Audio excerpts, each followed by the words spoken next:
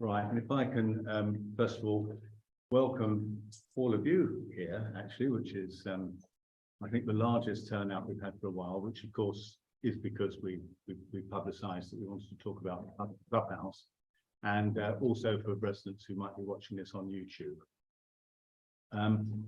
We do want, in the open forum, to have the discussion about the clubhouse. Though just before we go into that, I think I will ask Russell if he'll say a few words about warm spaces, the initiative there.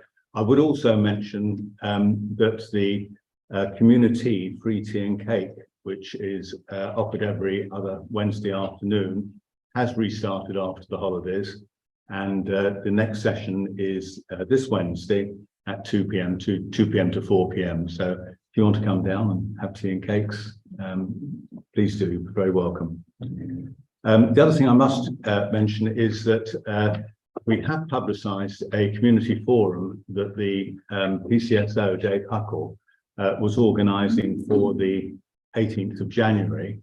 Unfortunately, he double booked it with another community forum, so he's looking for another date, probably in February. We've just got to sort out the arrangements for that. I'll just introduce the meeting this evening, and then we'll move into the open forum. Tonight, we've got 3 planning applications. There's arrangements for sewage and surface water discharge at the new build at number 1 Wolverton Road, Joyce Markham's old house. A 2-storey rear extension in Lodge Farm Court, number 17. A new bungalow at the back of 11 South Street, which would have its entrance on North Street.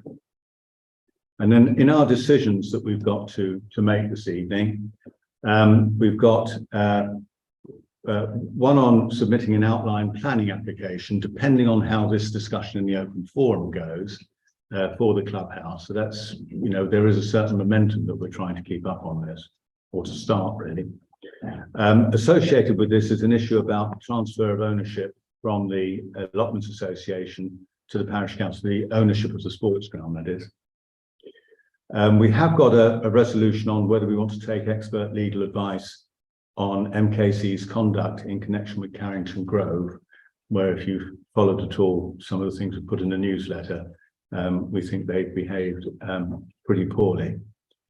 But we are still awaiting some freedom of information responses and also a legal briefing from MKC before we proceed on that. There's a resolution on starting a community speed watch programme. So if any of you are concerned about speeding and can spare a little bit of time on a regular basis to work with the small team of volunteers that we've got, basically we would buy a speed gun, and this goes into well, it's actually a national database that logs vehicles that are speeding. We can't obviously find them. We're not the police. We don't have those powers, but it does go onto a police database. There's a temporary extension of the landscaping. That's the grass cutting scheme that we run, that we have to extend it for a few months. Some work on rights of way with other parish councils, a complaint on fly tipping just down Wolverton Road, a grant for training from the youth club, which will eventually come from the ward councillor's discretionary budget. So thank you, Liam, and your colleagues for that. We have a part 2, which is a confidential part of the meeting, where we're going to consider the complaint against MKC, but we can't actually do very much on that because we haven't received the information yet. And some quotes for repairs to the buildings up at the sports ground. And we look at quotes confidentially rather than in public.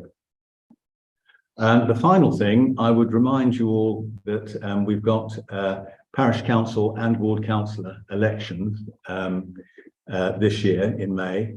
And we will be running a session for any of you that would think of becoming a parish councillor, or indeed a clerk, because Steve is looking to possibly stand down. And that session will be on Sunday, the 26th of February, which is before you have to put your papers in, etc., but close enough that you'd be front of mind. And it will be here in the village hall. It's a Sunday between 2 p.m. and 4 p.m. So we don't believe there are any local football matches at that time. I'm taking my consultancy from Russell and Steve on that. So there are no excuses. So if you might be interested, please come along and at least find out what it is. So that's the main introduction. So we'll now start the open forum.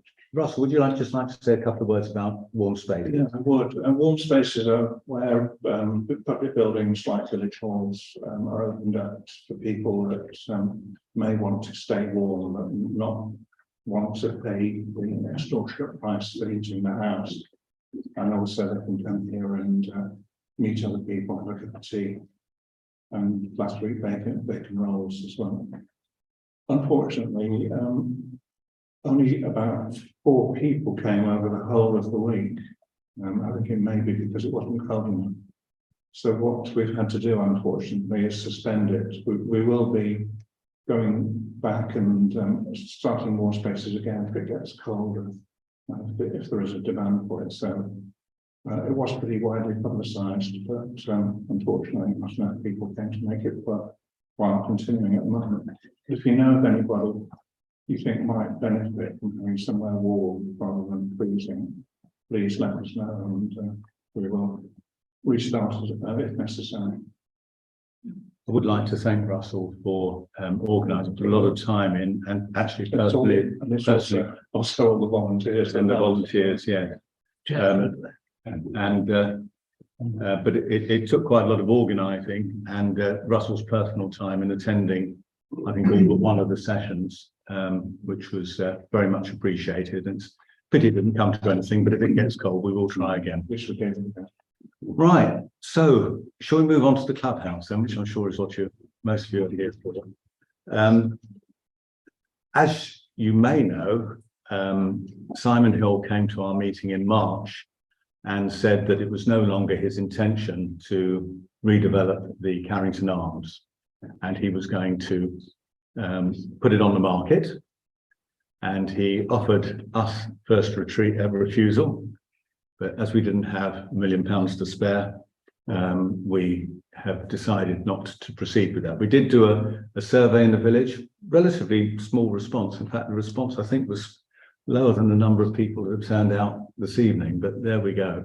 But it was substantially in favour of building a clubhouse rather than trying to redevelop the pub. The next thing that happened was that Carrington Grove started being built, and we had got it's called S106 payments, but planning gain, money that we get from the development in order.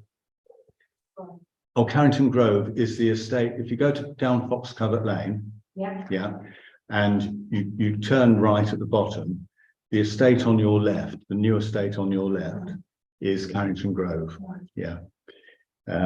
It should have been called Carrington Close, but another little mistake by MKC, which goes on the little black book that we're currently writing.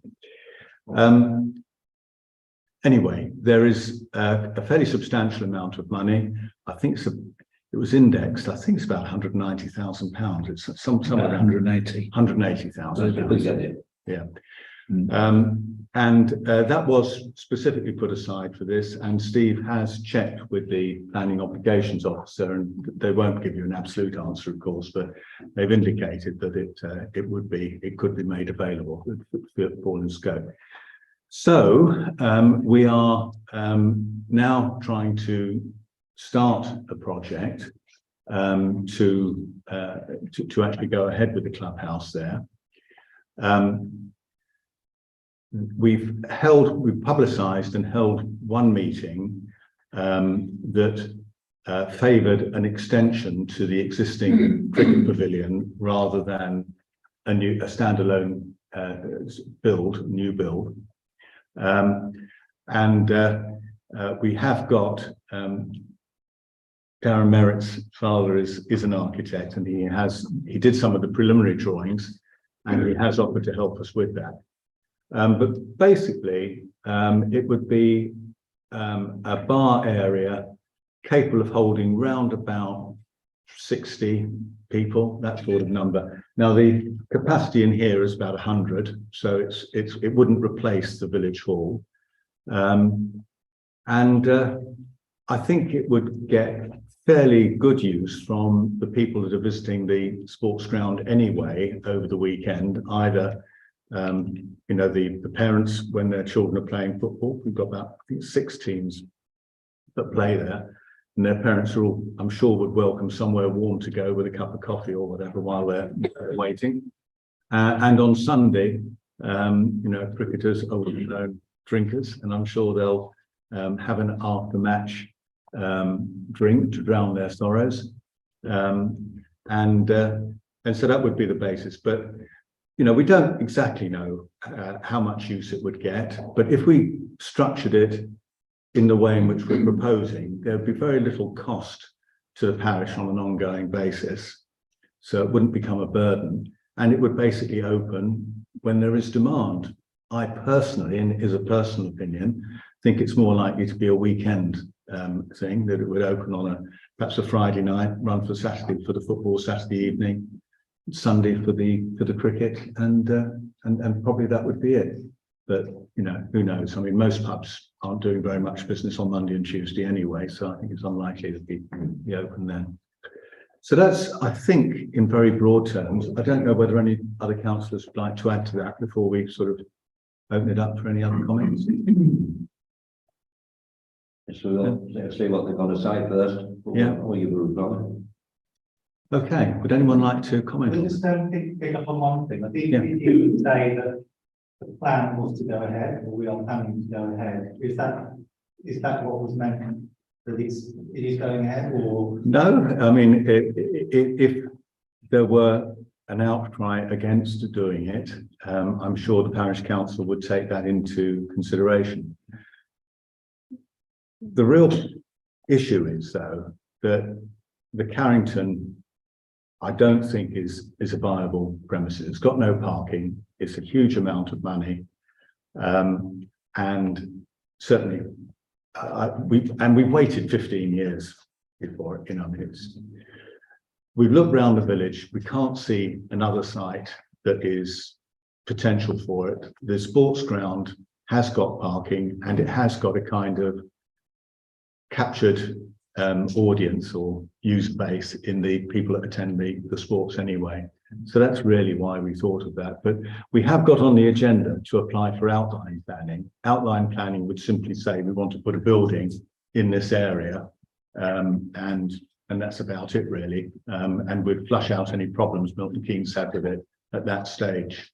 I mean, I guess the question is whether or not it is actually a suitable location for a clubhouse. I mean, I think we have to remember, I'm only speaking for myself, that close to residential estate. Clearly at the moment, one of the concerns that we have is that, and I don't think there's a way around this, but when we have fixtures, there is a fair amount of traffic going in and out of that estate. And sometimes some speed as well. There is no calming, traffic calming as such. And when you hit that T junction coming out of the first part of Truck Close, the number of times you have to back up because there are cars that are parked across the road. I feel that's quite dangerous. That one of my concerns. Yeah. The other concern I would have is taking noise that would come from the clubhouse in a residential estate area. And I do think that, you know, it's important that we do take such concerns into consideration, because I know, having spoken to a number of people, there are similar concerns. I don't know how other people do. Can I just respond to part of that? We have had one letter written from somebody who couldn't attend tonight, who lives in Thrupp Close, expressing this concern about speed and so on there. When we put the 20-mile-an-hour limit into North Street, there were quite strict rules about which areas you could do it in, because I know a lot of people said, well, they'd like the Chequers or Shepperton or Thrupp Close or Lodge Front, or, you know, all done, which weren't allowable under those rules. Those rules have changed, and I am quite happy to go back to Milton Keynes Council road safety officer and say that we would like to apply for a lower speed limit on in Thrupp Close, given the sports ground traffic that already exists. I would also add that I suspect that there won't be a lot of additional traffic, over that. I mean, I would hope that a fair number of people would actually walk to it, but anyway, there you go.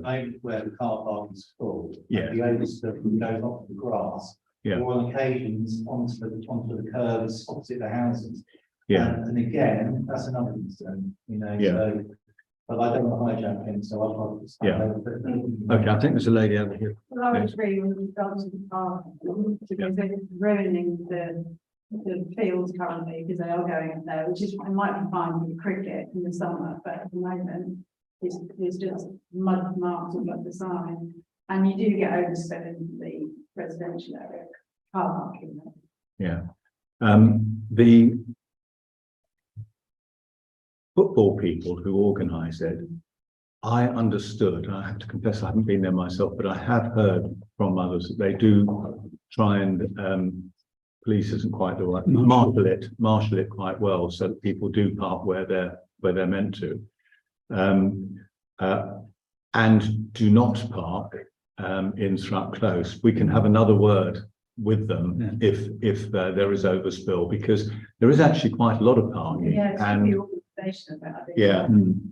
Well, my understanding was that because we sublease that part of the sports ground to a sports association for historical reasons. But we do work quite well with them, and we will speak to them if there is an issue about spillover into Thrupp Close. I have heard the news. You will, yeah. I mean, they are meant to marshal it, Yeah. and they know they're meant to marshal it. Yeah.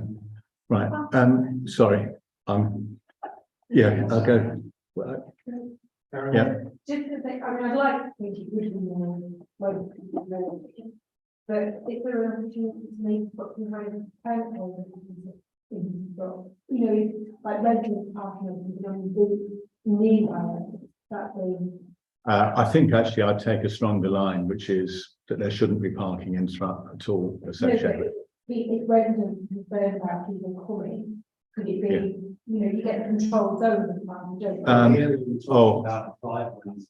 Yeah. There isn't any street parking in that park, place unless Yeah. That's what. maybe somebody has a lot Yeah. of visitors over, or there's a visitor. Yeah. That's the only time. Yeah. And I would say, because I recently looked into permit parking, actually for residents in Station Road, Right. and it's unbelievably complicated. And you would have to pay an amount every year. I mean, it's really just to Milton Keynes Council, not to us, I hasten to add. But yeah, I think, gentlemen, I think I overlooked you a couple of times. I apologize. So my house is located right next to the car park. Right. For me, it's not so much the volume of traffic, although it uses people very quickly now. That's not the major concern. For me, it's noise. Yeah. I have a very young daughter, she's 3. Her bedroom is right next to the car park. We get a bit of noise already from the people using the sports ground. No problem with that. Add alcohol into the mix, and my concerns are quite high. At the moment, people finish their matches and then they make their way in a timely fashion. If people are now going to be staying there and drinking potentially heavily, there is a real concern for me around noise, around people misusing the spaces around there, and maybe not necessarily treating the local area in regard to. Yeah. Well, that is always a risk. I mean, where the location of the pavilion, the clubhouse, is on the other side of the pavilion, so it is quite a good distance away. Do you think people will stay in there? I'm sorry? Do you think people will stay in the pavilion, or do you think they'll utilise the space outside? Well, they may move on to, I mean, one of the thoughts that the first meeting that we held had was that there should be some kind of veranda space outside. And of course, on a nice day, it is nice to be outside. But I would stress, we're talking about a clubhouse. So if there is any misbehaviour, we would be able to have rather stronger control over it than you would with a public house, for example. Who's going to police? Well, I think, I mean, we've got the parish council will own it. They'll probably have to create some kind of Castlethorpe social club. And that will have to believe it. There are reasons why parish councils don't actually have powers to run pubs. So you'd have a manager there. You'd have to do something. Say alcohol. Yeah. Sorry? You'd have an alcohol license for the place. Oh, yes. Someone would have to take responsibility Let's see for that. Indeed, yes. Someone would have to police that. Yeah. You get a couple of youths in there on after a football match and cricket match. You're in trouble. You are, and you ask them to leave. Yeah. Have you And then spoken? they kind of go, they walk in front post and chuck a brick through somebody's window or through somebody's car. Well, You can say they probably won't, but we're. Yeah, I mean- and it's a risk that we might, if this goes forward. Just can I one, I'm with everything I'm hearing, you also pointed to the noise. So my house facing the Yeah. cricket pitch, and when there are children's parties or when there are people in the clubhouse after cricket, the noise is really loud in the gardens, which is fine, it's the summer, it's absolutely fine. But as we were all saying, the gates get closed and the peace descends on the close again. right. And people sitting out until 8, 9, 10 o'clock at night, having a few drinks, probably kicking the football around, because why wouldn't you just go upstairs and the lads with the ball, and it will be noisy, and it will make our gardens uncomfortable to sit in the evening. I completely I agree think- with that, by the way. I That's a think- real concern. Yeah. I think if that were to be the case, then we would take action. But so you asked about in our higher price, so when I'm starting on here, because I don't want this to go ahead, I'm afraid anybody here who wants it to. So you can try and address the concerns in the conversation, but we have to find a way to consolidate those concerns and land in the process. Right, okay, right, Geordie. You raise the drinking age, 21, I mean, being, will be. I don't know, Geordie. I know I'm just asking me, Yeah. that's the way around. I mean, young people being. yeah. I don't know. I mean, let me just take this back to basics again. You know, we have got no social club in this or social facility in the village at all. So people have to leave to go to Navigation, Barley Mow, Watts Arms, wherever, if they want to drink. Now, And people. The fundamental issue is- 15 years, that being the case. well, yeah, but when the Carrington was there, it was used. In most villages, it's usually regarded as, you know, one of the characteristics of a village that you have a pub, have a primary school, a post office and. So, Yeah, all right. So you've made it clear that you're against it. But the question is, are we going to have one in the village? And if so, where would it be? And we have scratched our heads about it and we can't see where else it could reasonably go. You Anyway, clearly made right. your mind already. Well, You clearly made your mind up already. Well, Then make sure it's possible now. Why have you disregarded the village hall? sorry? Why have you disregarded the village hall? Well, the village hall is used for other things quite regularly. I mean, in fact, yes, at weekends it's used for parts used for meetings, used for parish council meetings. So yeah, it can't really be. And actually, the other thing is, this is a barn of a room. It's not really a, you know, a particularly. I mean, we have held bar evenings in here, pub evenings in here, and they've been quite successful. But that's because they are so infrequent that, you know, people really do turn out when they occur. But I think if you're talking about an ongoing trade, then I think it would be more difficult. And of course, you have got the people who would be at cricket and football, who would be, as I say, a captive audience there. And a lot of those people actually come from outside the village, they're not local. That's, so I, personally, it almost feels like you're spending this money for people who actually don't live in the village. No, the whole point is People who live in the village, perhaps I might have to. The people who use- with that one. Yeah, the people who use the sports clubs, they, associations at the moment seem to be coming from the football is all people from outside the village. Yes. They all arrive in cars. They do, yes, they do. Yeah, I mean, they would provide a base of business. I mean, it's like the shop, you know, the shop is there for the village. But actually, if you talk to Rudy, you'll find a huge number of his customers actually come from outside the village, you know, and that provides a basis and makes the things, or a base load, if you like, and makes the whole business viable. So you're thinking of spending several £100,000 on a facility that you don't understand who's going to use it. Oh. No, yeah, look, I think you've made your point very clear. Yeah, So yeah. that's the question. Yeah, go on. Can we just turn it back a bit? Mm. Obviously, I know the survey came round and Mm. I now understand there was a meeting, which I think missed because I would definitely have come. Can you, for instance, tell us how many people turned up at that meeting? It was about 13, 14 people. Yeah, about that, yeah. 13 and 14, excluding the members of the parish council. There were some members of parish council were there. Darren was there. Yeah, about 4 of us were there. Yeah. I just think, listening to what people are saying already, that we need to have a more considered approach here. We need to have a larger, more representative meeting of the village, and we need to encourage people to attend. Now, at fairly short notice, you've had a bad turnout tonight on the biggest I've ever known in a meeting of this kind. And I've attended a few. I do think we need to have a proper open meeting where we can have and throw around all these sort of things, not squeeze it into the start of an evening before the parish council takes place. Chris, I mean, I'm not restricting the time that we've got to discuss this. And we did actually advertise this meeting. It wasn't short notice. It went out well before Christmas in the newsletter that came out in December, where we said this was happening. And we put out a special leaflet to those of you in Thrupp Close, because we knew that you would be concerned and we wanted to be able to understand your issues and see if we could address them. But with respect, your party missing the point. It isn't just about Thrupp Close, although obviously there's a fair number of people here from Thrupp Close tonight.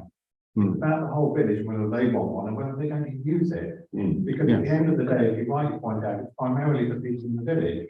And I have to say, my wife Nikki and I have been chatting about it over the weekend, and we're scratching our heads to think of who would actually use that facility. I mean, I don't know about everybody else here, but if I'm going to have a glass of wine or a beer, I'm probably going to have it in my back garden, maybe with a neighbour or two, then go across the road to the social club. So I'm wondering who's going to actually use it apart from the sports users. And I'm not against the sports users using it. Heaven knows, as you know, I was skipper of the village cricket team for several things, and the Carrington was an integral part of cricket life. But the people in there were cricketers who were almost exclusively villagers.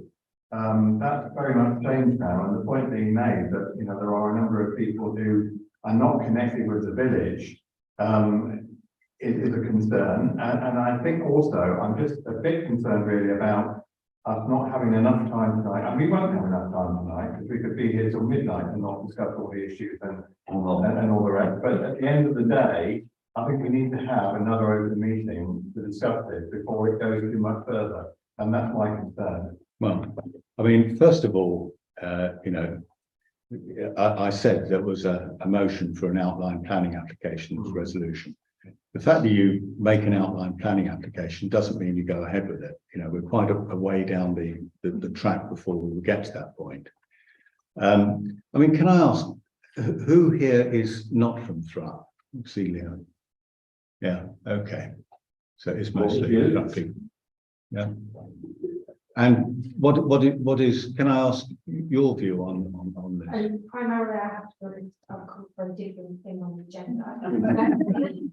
I think I've got one of our policemen volunteers in the Dean Finger social sport club, and it operates on a similar basis to imagine. And I wonder if it might be a good idea if there is a meeting to get some people from places where this is already happening to gauge the opinion of people, because I know I'm only using the independent example because we go there, but it is close to housing. And never when I've been there have it compounded, and it is run by a resident. And in answer to who reviews it, I've got a young daughter and I've got friends that similar age myself, mid to late 40s, who have all got youngish children, and we see it as I completely take on board, it's not next to my house, so I have a different view. But we go, and it would be nice to let kids have a run around the sports field, and it would be a nice place to gather as families. So we wouldn't be going getting squashed, but it would be a nice place to be able to gather in the time, I think. But Thank you. it's not next to my house, so you know. Leon, I saw you had your hand up. Yes, is it not, I mean, would be a major investment for the village, basically. Really, should it not be treated like any normal business case, where you document it, you know, what are the benefits, what are the initial costs, what are the ongoing costs? Is it feasible? Yeah. Is it, you know? Well, yeah, indeed, and it is possible that it will fall somewhere on the wayside. I would point out that in fact, in order to acquire the S106 money from MKC, you have to do a lot of what you've just described anyway. So we are very much at the beginning of the process. Yeah, I mean we have had it in mind as a possibility, but it was really it's really only been in the last months or so when we were advised that the S106 money was actually going to become available, that we felt that we needed to move with it. And by the way, I mean one of the matters of I say urgency, not in the sense that we've got to rush it, but in the sense that we shouldn't lose momentum on it, is that money is now locked as a lump sum, and as time goes by, inflation will eat at that. Now, what would end up doing is, if more money was needed, then parish councils, can get very low interest loans from what's called the Public Works Loan Body, I think it's called. But to make it up, so we want to minimise what we have to borrow, if we do have to borrow, in order to do that. So that is one of the reasons why if we are going to go ahead, we need to go ahead earlier rather than later, because otherwise it would just go. Sorry. Can I just ask, what are the restrictions on what you can actually spend, or legislation on what you can actually spend the S106 money on? Well, it's got to be something which Social domestic. it's social, domestic, and leisure is the specific category that this S106 was within in the reservation that was made. I mean, there are different categories. There's one for general infrastructure, you know, which might be possible to use for something with the shop. There's another bit that goes to the school. There's another bit that goes to hand slope surgery. So there's bits. It's not like you can allocate it for something different. No. In fact, actually, that is a serious point. Unless we had an alternative project, we just have to give the money back to the developer. Well, it's just, I mean, my husband couldn't make it today, but one of the things he said was it would be brilliant if we could improve the junction with 508. That's Oh, something. Do you know? I know that we've not. No, I mean, let me. I will digress, because this was something. Yeah. Risk every time. I mean, let me about 10 years ago, I did a huge amount of work on this. I got the South North Hants MP, Andrew Ledson. I got our MP, who was Mark Lancaster, along. We had the Milton Keynes Highways people, because it wasn't quite restricted. They actually drew up the plans for improving the junction. Milton Keynes Council did, even though it's in North Hants, and they're still sitting on my shelf. And Milton Keynes Council actually put 50% of the funding to one side, and we could not persuade North Hants to come up with the other 50%. That's an incredibly, I mean, the money's gone now. I mean, it's hard times. But did work with us, didn't they? Sorry? Cosgrove did work with it. Cosgrove worked with us. I worked with the people on the from the farm opposite further along, who actually owned the land, who were prepared to give up some land actually on this. I mean, went a long way, and Northants simply wouldn't do it. And by the way, that junction is below the current national standards for the widths on the turning. If you were to build it now, you wouldn't be allowed to do it. But because it was there before these standards were adopted, they can get away with it. Anyway, well, that's what we said. Put in. And I was actually counting the number of serious accidents with the accident bloke in Northampton Council for a long time. Ian. Yes, I'd like to go and score there. Right, Carrington Arms, you say there's no parking. Me and John have agreed. Carrington Arms never had parking. We always had a Carrington Arms. We all drank in there. Not a problem. Two, you're on about the parking in the mud. I've asked for 10 years inside the gate to the right to put parking along the top of the cricket pitch. There's 3 pallets of concrete slabs in there, or things are sitting around. They're sat there under the hedge. Go and have a look. Annoys me. Another thing is, we're on a sports ground. I'd love to see somewhere in the village. Be superb. At the end of the day, I come where you're coming from. Is parking, the noise. And my main concern is we're going to be extending. I haven't seen the plans. If we extend it, are you going to have a club committee and certain people have got to be on the licence to do it? Also, if you extend it, people expect to come for a burger or a snack. Got to be a proper kitchen in it. Got to be more loos in it, because more people are using it, and need more loos. So I think we've got to, it's only in an early stage, but at the end of the day, I'm glad some of you turned up. It upsets me. It meant come together, beat it.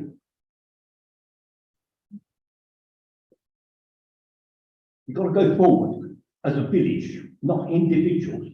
The thinking of my tree, that tree, come together as a village. We're having a struggle, and I say, we've had a casual bar in here. The village hall is struggling for money. So why not try and get a social club and have a night Saturday with your barman outside and have a social night in here? Doesn't have to be just around cricket and football. You've got both, bowls club, you've got youth club. Don't obviously your kids can't drink it, but at the end of the day, you've got to come together as a village to do it together. That's what it means. But what needs me is to keep on about the Carrington Arms, no parking, never had parking. John agrees. I did this since 1961. The other thing is parking at the sports ground. I've asked for 10 years and nothing's been done. Never agreed. As far as I understand it, I thought that if it was we've done as a pub or apartments or anything, they do have to have parking these days because of regulations. It's different now. It's apartments, it's the word.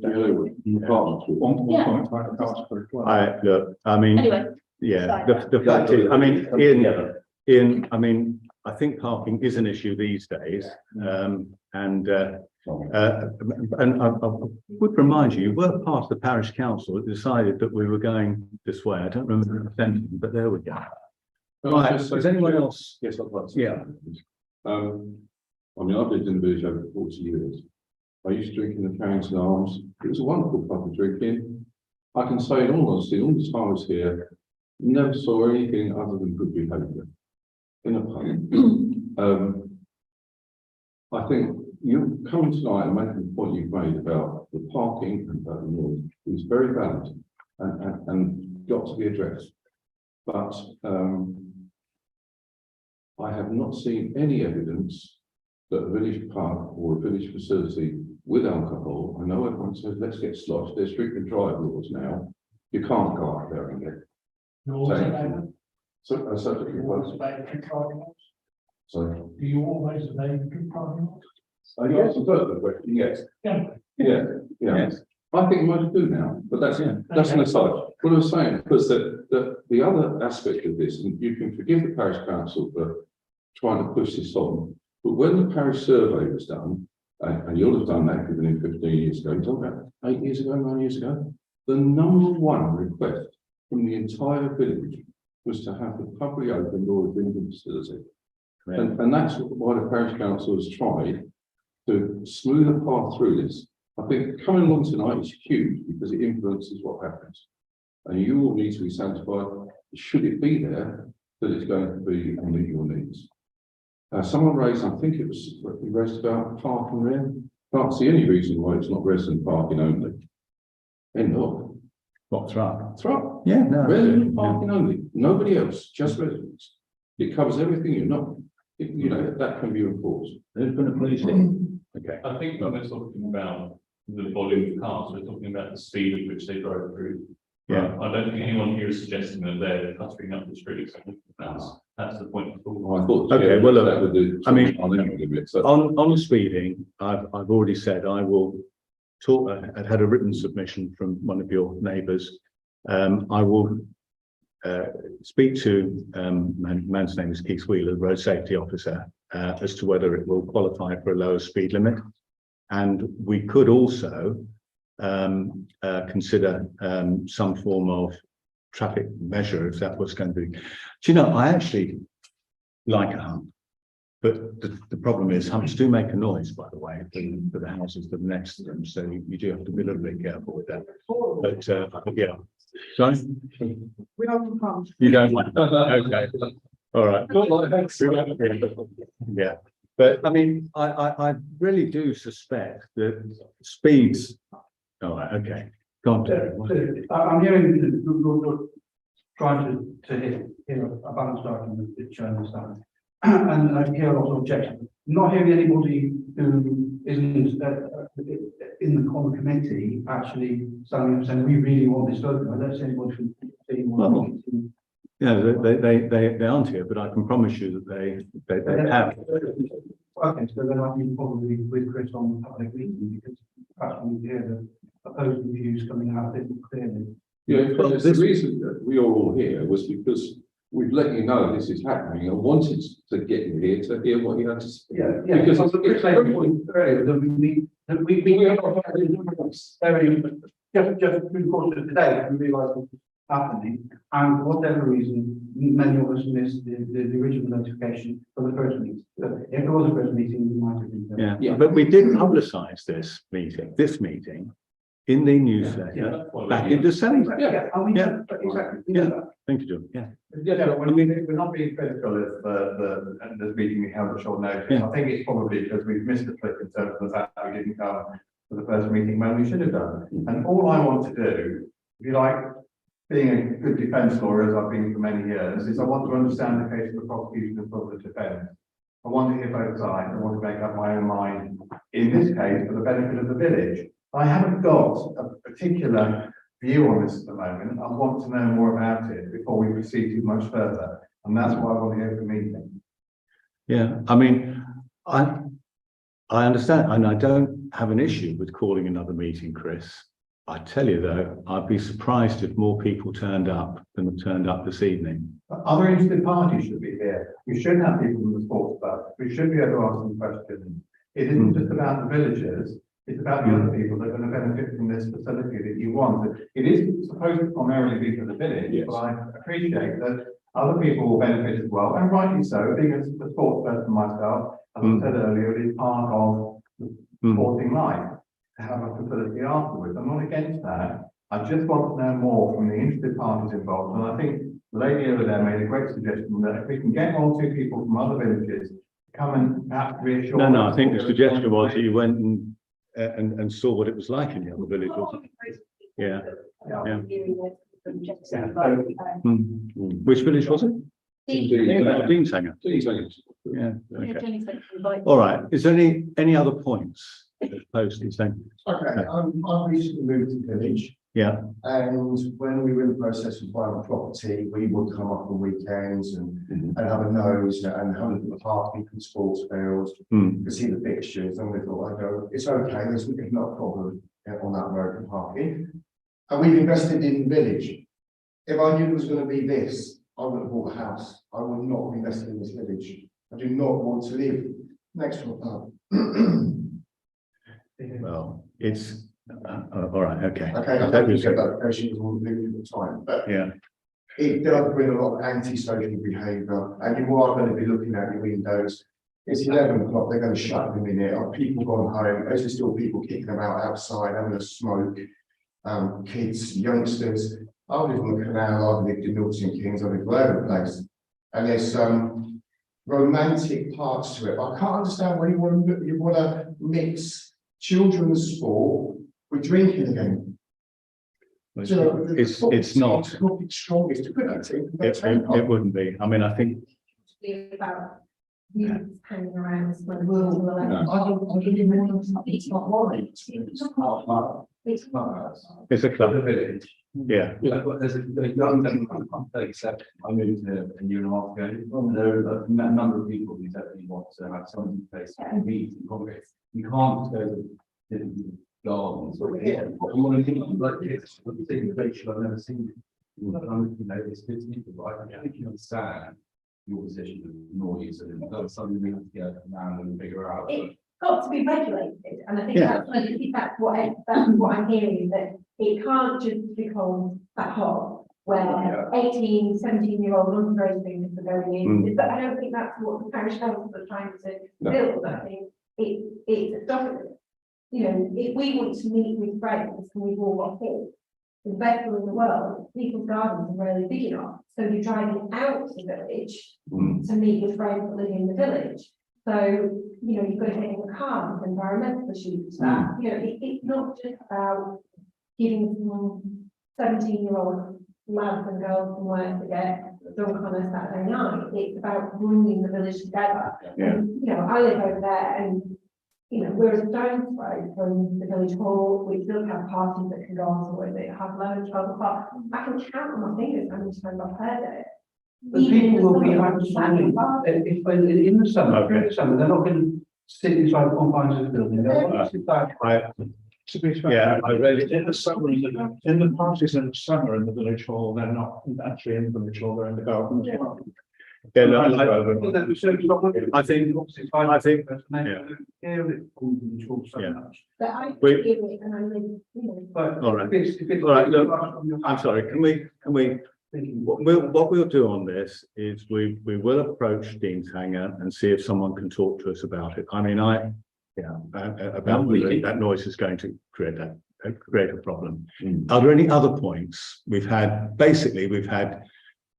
sort of vehicles or vehicle traffic and noise, I think, are the two points. Mr. Chairman, it isn't just about those specifics, it's about the whole project and whether or not it is for the benefit of the village. That is my concern. I'm not trying to narrow it down to particular issues. I just want to be convinced it's a good idea. So that's why I want to go for a meeting. And I share the views of some of the other people that, yes, the village does need facilities. It's a younger village and it needs those facilities, but I want to make sure they're properly managed and they're primarily for the benefit of the village as opposed to other people. Yeah. I personally would like to see a draft proposal of regulations. Times of opening. Well, I mean, I know we're a long way. We're a long way, yeah. My stance on it. Yeah. Because if it's going to be needing to be a going concern, is it going to be pushed out to parties? You can push out to, well, you say no. You say no. Do we actually know? well, Yeah, is it going to be like that? How is it going to be run? No, because It's like- the village hall is what does the primarily. We have to do something for ground before that. Yeah, but we could actually stop that But there happening. will be alcohol there, so when. That's something we could do. yeah, look, if there, yeah, That's- well, I think the point about viability is that if this were constructed in the way in which I've described, fundamentally with, you know, the planning game money that we've got, there isn't a huge sort of ongoing cost that you've got to make as in a normal pub or club or whatever. You could actually do it in such a way by minimal rent that it can open when it needs to open. Yeah. The only thing that would concern it is in the sessions that it's open, that it would pay the cost of whoever's actually going to attend a bar, which is why I don't think it would be, you know, a full, you know, right through the week. I just don't think that would be viable. People don't these days go out much during the week. And do take the point about parties is absolutely, we do not want to cannibalise the income of the village hall, which incidentally is tenuous enough as it is at the moment. What we want is something that parties would be here, and we would not expect parties to go up there. In fact, I'm not even sure it would be particularly suitable for it. What would you do with all tables and things and so on? It just wouldn't be this sort of place. So, and we can control that. Then maybe that would be within into how that is operating. Yeah. Yeah, well, I mean, if you feel, you obviously do feel strongly about it. I mean, I really would suggest, you know, and anyone who wants to really participate in shaping this thing, that as we have these club things, you do come along for that, and we try and shape it up. We're trying to do something for It's really like it's going to happen. Something coming back to that. But, well, you know, we're shaping that. We're doing this. I think decision really being made. But the village, I suppose the village actually asked for a pub to be reopened or a drinking facility, or somewhere to meet socially, not laddish stuff, but just that. And that's where the parish council. And we're on it, sorry. You've got a whole good thing with it.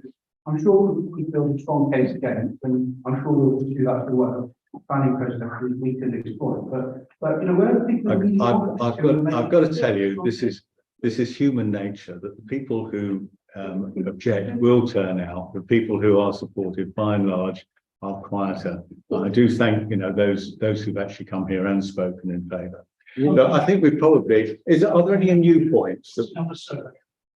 The whole bit. Yeah, okay. It went back to the whole. It went out to the whole village. All right. Yeah. I think to say, this gentleman here and one or two other live up there, if this went forward, and I'm not against it, I'm not for it. What I'm saying, we've got to need the correct thing the village need or don't need. At the end of the day, that gentleman's house could be devalued by 50,000, 60,000. There's a thing in the newspapers, etc. Yeah. No, you've got to take it the right thing. You're right. Sorry. I've had this with one or two people up there, and they daren't come and say anything. Yeah. People come to me because I'll say something. Besides what you do, but what you get? People said to me, you don't like the idea of the people coming out, 17, 18, 15, coming out, singing the dance at 11, 12 o'clock. Do you know, Licenses for singing. I must say, Ian, I'm a bit irritated by this, because you've sat in our parish council meetings where we talked about shaping this up, and you have never yet said a word against it. And now when the public are here, you've decided to sort of stand on a soapbox. But gentlemen, can we leave that one there? Excuse me, you wanted to build a brand new building, not an extension for a start. Ian, let's leave that one there for now, okay? You can discuss that later, okay? Over the meeting. Right. Any new points that anyone wants to make, or shall we call it an end to this open forum? There needs to be a discussion. Geordie, I think, just wanted one last point. I'm very passionate about villages coming together and doing. It's very easy to pick holes on you. Have you got any solutions? Me? Yeah. What solution have we got? Well, have you going to win the lottery by the Camden Arms? We've got no solution. It's a matter of my feelings of what are coming people. You've got people who can drop close here, but people haven't come tonight or said there's one guy's affecting more people. At the end of the day, it's going to drop in this way. And there's something at the end of the day, this village always used a bit.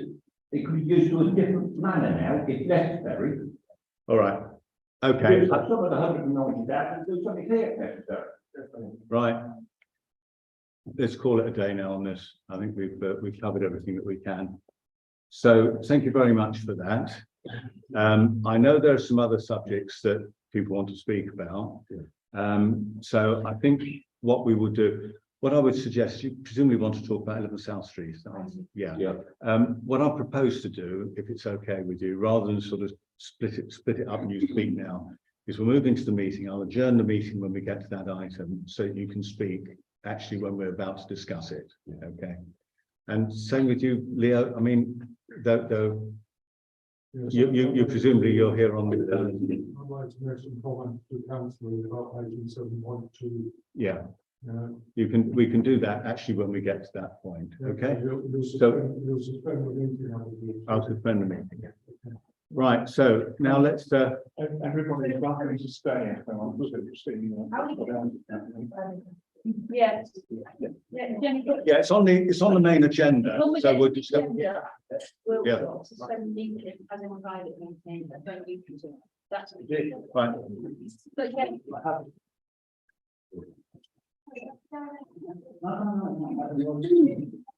No. Right. Okay, so let's start the meeting. First of all, let's have apologies for absence. We've got none, we're all present.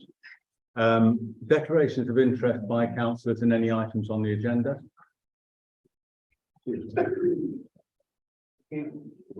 No. So we're now moving to approve the minutes of the last meeting. Are there any matters of accuracy in the minutes of the last meeting that anyone wants to raise? No. Can I have a proposal to accept the minutes, which is Russell, seconded, John, all in favour? Minutes approved. Clerk's report. Can you just pull that up? So there's just 9 items on the list. Can I ask you, Steve, actually to add on to the running list, the survey of the trees in Castle Field, so it doesn't get. Yeah. I think it's in, is it not in the no progress? Oh, is it? You've got it. Under no progress. Yeah. Yeah. I will read that and get.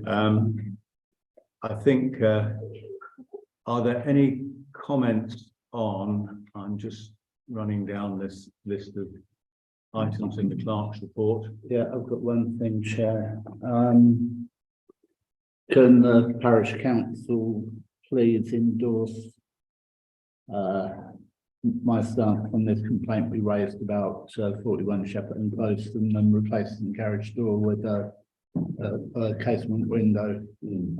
I raised a complaint on Milton Keynes Council because it's actually an area where there is no permitted development. They should put in a planning application if they want to make any changes. They haven't done so. I complained and Milton Keynes Council didn't even answer my complaint. They just refuted it. Actually, when I saw what they wrote together, I was absolutely appalled. It was appalling. And it was out. response, wasn't it? Yeah, but rather than redwelling on this. I just want the parish council. Yeah, I think you just ought to run this as far as it needs to go. I think we're all supportive of that. Yeah. Okay, anything else on the clerk report anyone wants to raise? Were they able to source the golden resin? Or we don't know? Yes, the answer to that is that they have found a source of golden resin, but it is unbelievably expensive at this particular point in time. And the belief is that Anglian Water and Cllr would prefer to pay the fine, which is ridiculously low, £100 a month or something, rather than actually pay out large sums for the resin. Will they also take what's it for first tires? Should it happen? Should it happen? Okay. Is that where it stays or what? Well, until we hear more from Mark McDonald, his name. Yeah. Right.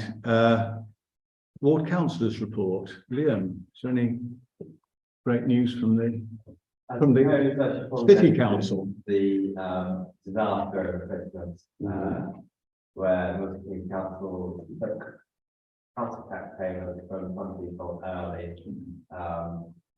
So when it was set for, I think if your council tax was set for the 1st of January because of the bank holiday, for some reason they took it early. We did raise that with them and they have apologised. I mean, one of the things here, Liam, that I mean, it wasn't just it was taken a few days early. It was effectively taken a month early, just after people had spent all their money on Christmas. And I think that was. Now, I appreciate the apology, but are they making public what happened there? Well, we were told it was a basic human error. That they didn't mean that, it wasn't planned, it was just a human error, somebody pressed the button too early. And, we are and what has happened with that individual? Has that individual had some retraining? I don't know, but we've asked them to investigate and put practices in place to make it Yeah. up again. Because I think somebody said about 41,000 households affected by it. Yeah, certainly I got mine early. Unfortunately, I had enough money in my account. Yeah. Yeah.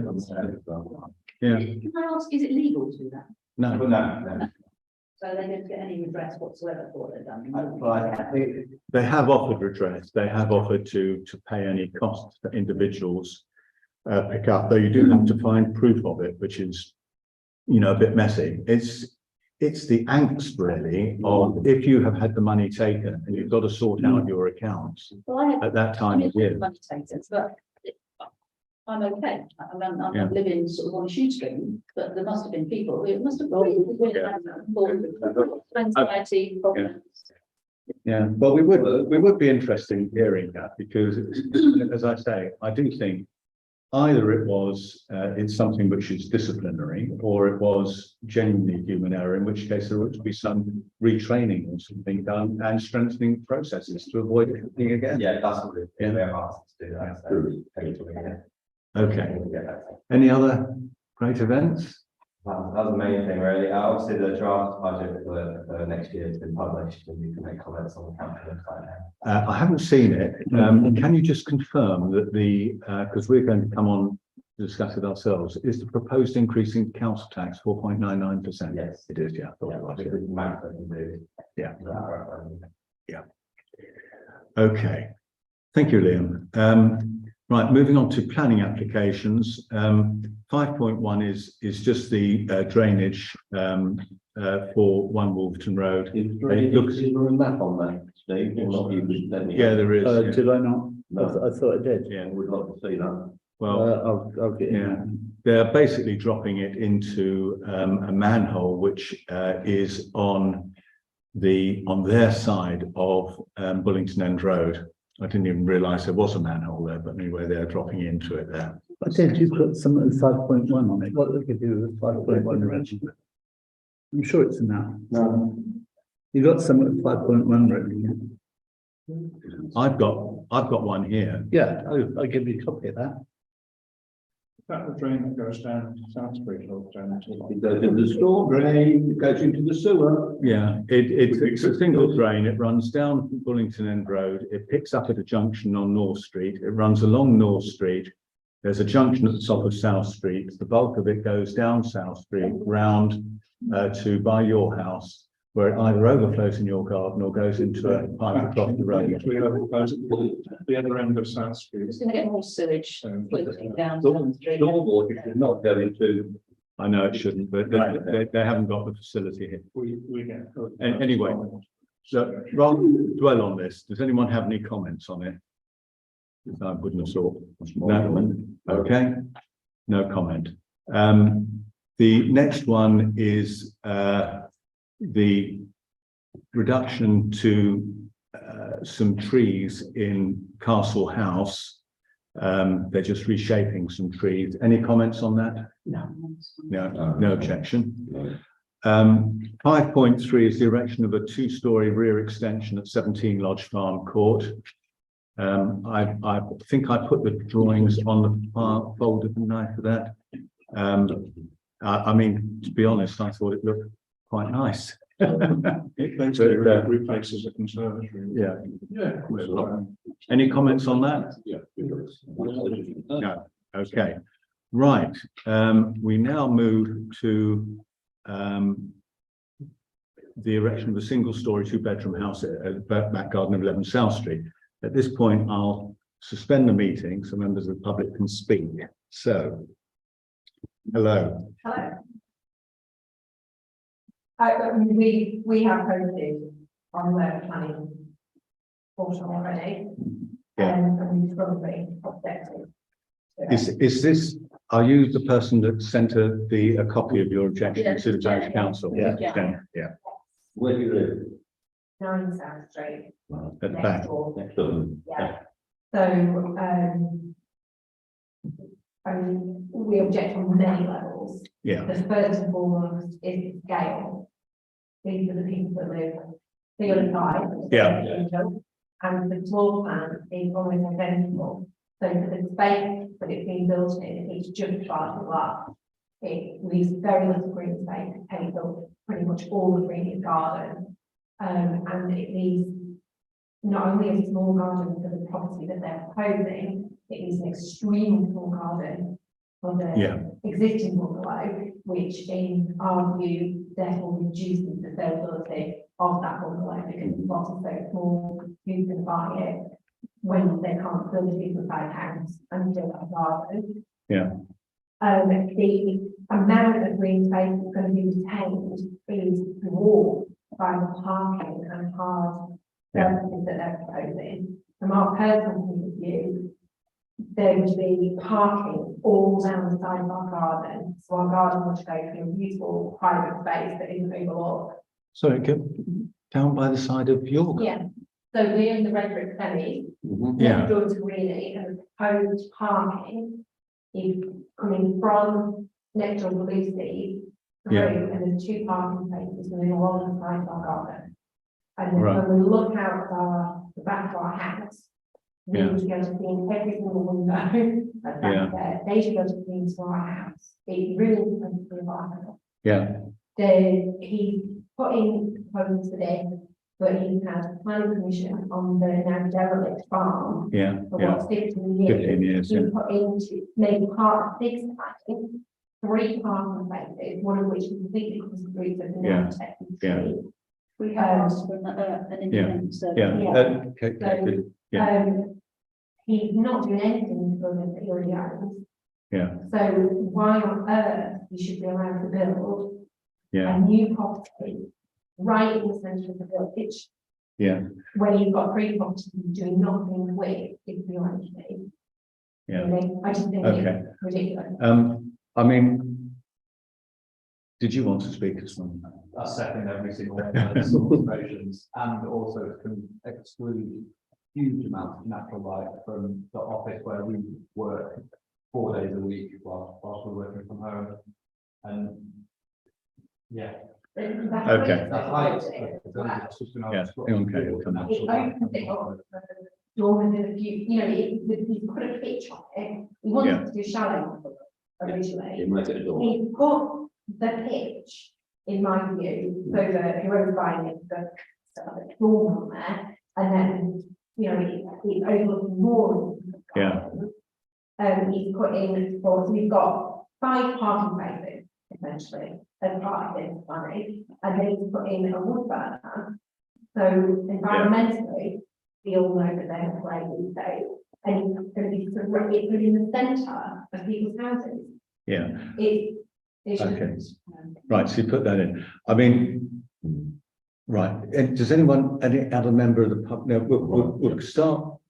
I just want to have a bit of a dialogue with members of the public on this. Does anyone else want to speak on this from the members of the public? I live at 2 North Street, which is the property next door to the derelict farm.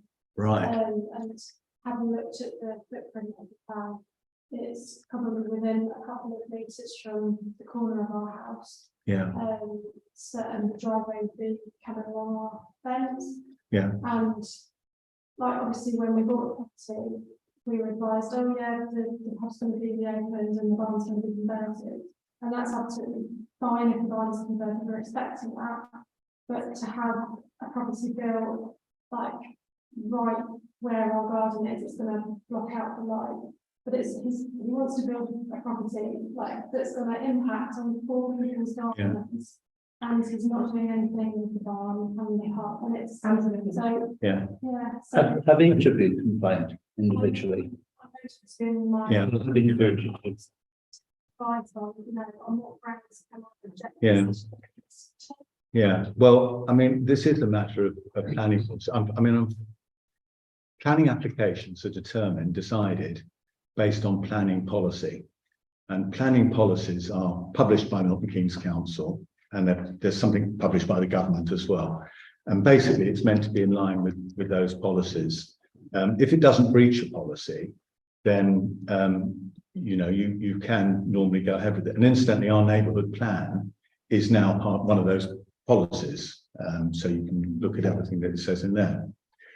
Now, I'll resume the council meeting, but I will just tell you what is in the draft that I've put together that we will discuss, and then councillors will put their views in, and we'll come up with a resultant objection, if we are going to object, that Steve will then submit on behalf of the parish council to Milton Keynes. And will Okay. that be considered alongside individual? Yes, it does. objections? It does. Yes. Now, and Excuse me, I think the lady made the point that she would appreciate some advice. yeah, So if we could publish the once having agreed it, if we could immediately publish the parish council's agreed objection. yeah, we then can do tap that. into that. We can. Yeah, so what Steve can do is, if you let him make sure he's got your email addresses, as soon as he's finalised the form of the objection, then he can send you a personal copy rather than you having to wait for it to go up to Milton Keynes Council and come back down again. If I just tell you the grounds on which I propose that the parish council objects, and we can have the discussion before we resume, because once we're in the council meeting, members of the public can't speak, so we do this now. The first one is that I think that the proposed access leaves the Carrington Arms stranded, is the word I'm using, in terms of there being no available off-road parking. It is true, as Ian pointed out earlier, that in 2007, when the planning permission was granted, parking was not a requirement then. That was partly because I think the village was so desperate to retain the Carrington that it rather didn't object on those grounds.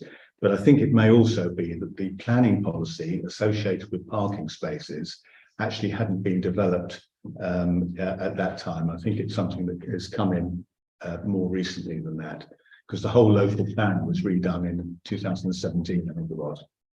So as a pub, it would be expected to have some parking spaces off-road. If it gets converted into apartments, then there are really quite strict planning policies on how many parking spaces each apartment has got to have, depending on how many bedrooms are in the apartment. It will either be 1 or 2 parking spaces per dwelling, off-road. And the point I'm really making is that he can't actually now execute the planning permissions he had before, because he's proposing to put the access road through what was the buffer room. So it invalidates that planning permission. Okay, so that's my first argument, that he can't.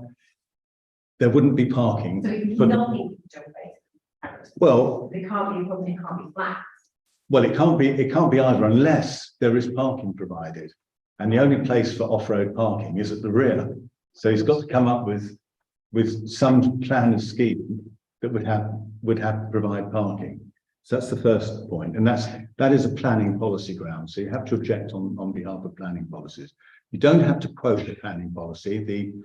The planning officer should do that for you, but you know, you should. I mean, for example, saying he's going to build within 2 meters of my property, unfortunately, is not a reason for objecting. To say that he hasn't developed, you can, if it blocks light, but it's got to be really quite aggressive. There's a formula you have to use, and we had this argument actually for a property in South Street that was much worse affected. It was people putting a wall just in front of somebody's window, really, about 3 feet away, and we lost that. You know, so I mean, it was that bad. Because he hasn't developed the Carrington and the buffer room is not a planning ground for objection. You know, you can't link one with another. Yeah, but you can do that. Now, the orientation of the building is a planning policy. It is meant to face the access road that it has. In fact, we objected to 1 Wolverton Road because it's actually facing the other way, but actually they put enough detail on the side of it with a door and all the rest of it. It looked like you were coming into it, but otherwise that would have been a valid objection. So you really ought to turn it round or make it so that it faces the North Street. Okay, so that is a planning objection. Now you won't like the next one. You really won't like the next one, but house and under the neighbourhood plan, houses are meant to have the same design, shape and aspect as their neighbours. And that would mean a two-storey. But if he wanted to knock down Reed, Yeah. build a pair of same, on Yeah. the same footprint, go for deep garden, happy day. Yeah, I mean, Because it reflects, it would look better Yeah. from the front of Sound Street, the access would be there, you leave deep garden. yeah, I do agree with you. I do agree with you. Absolutely. Yeah.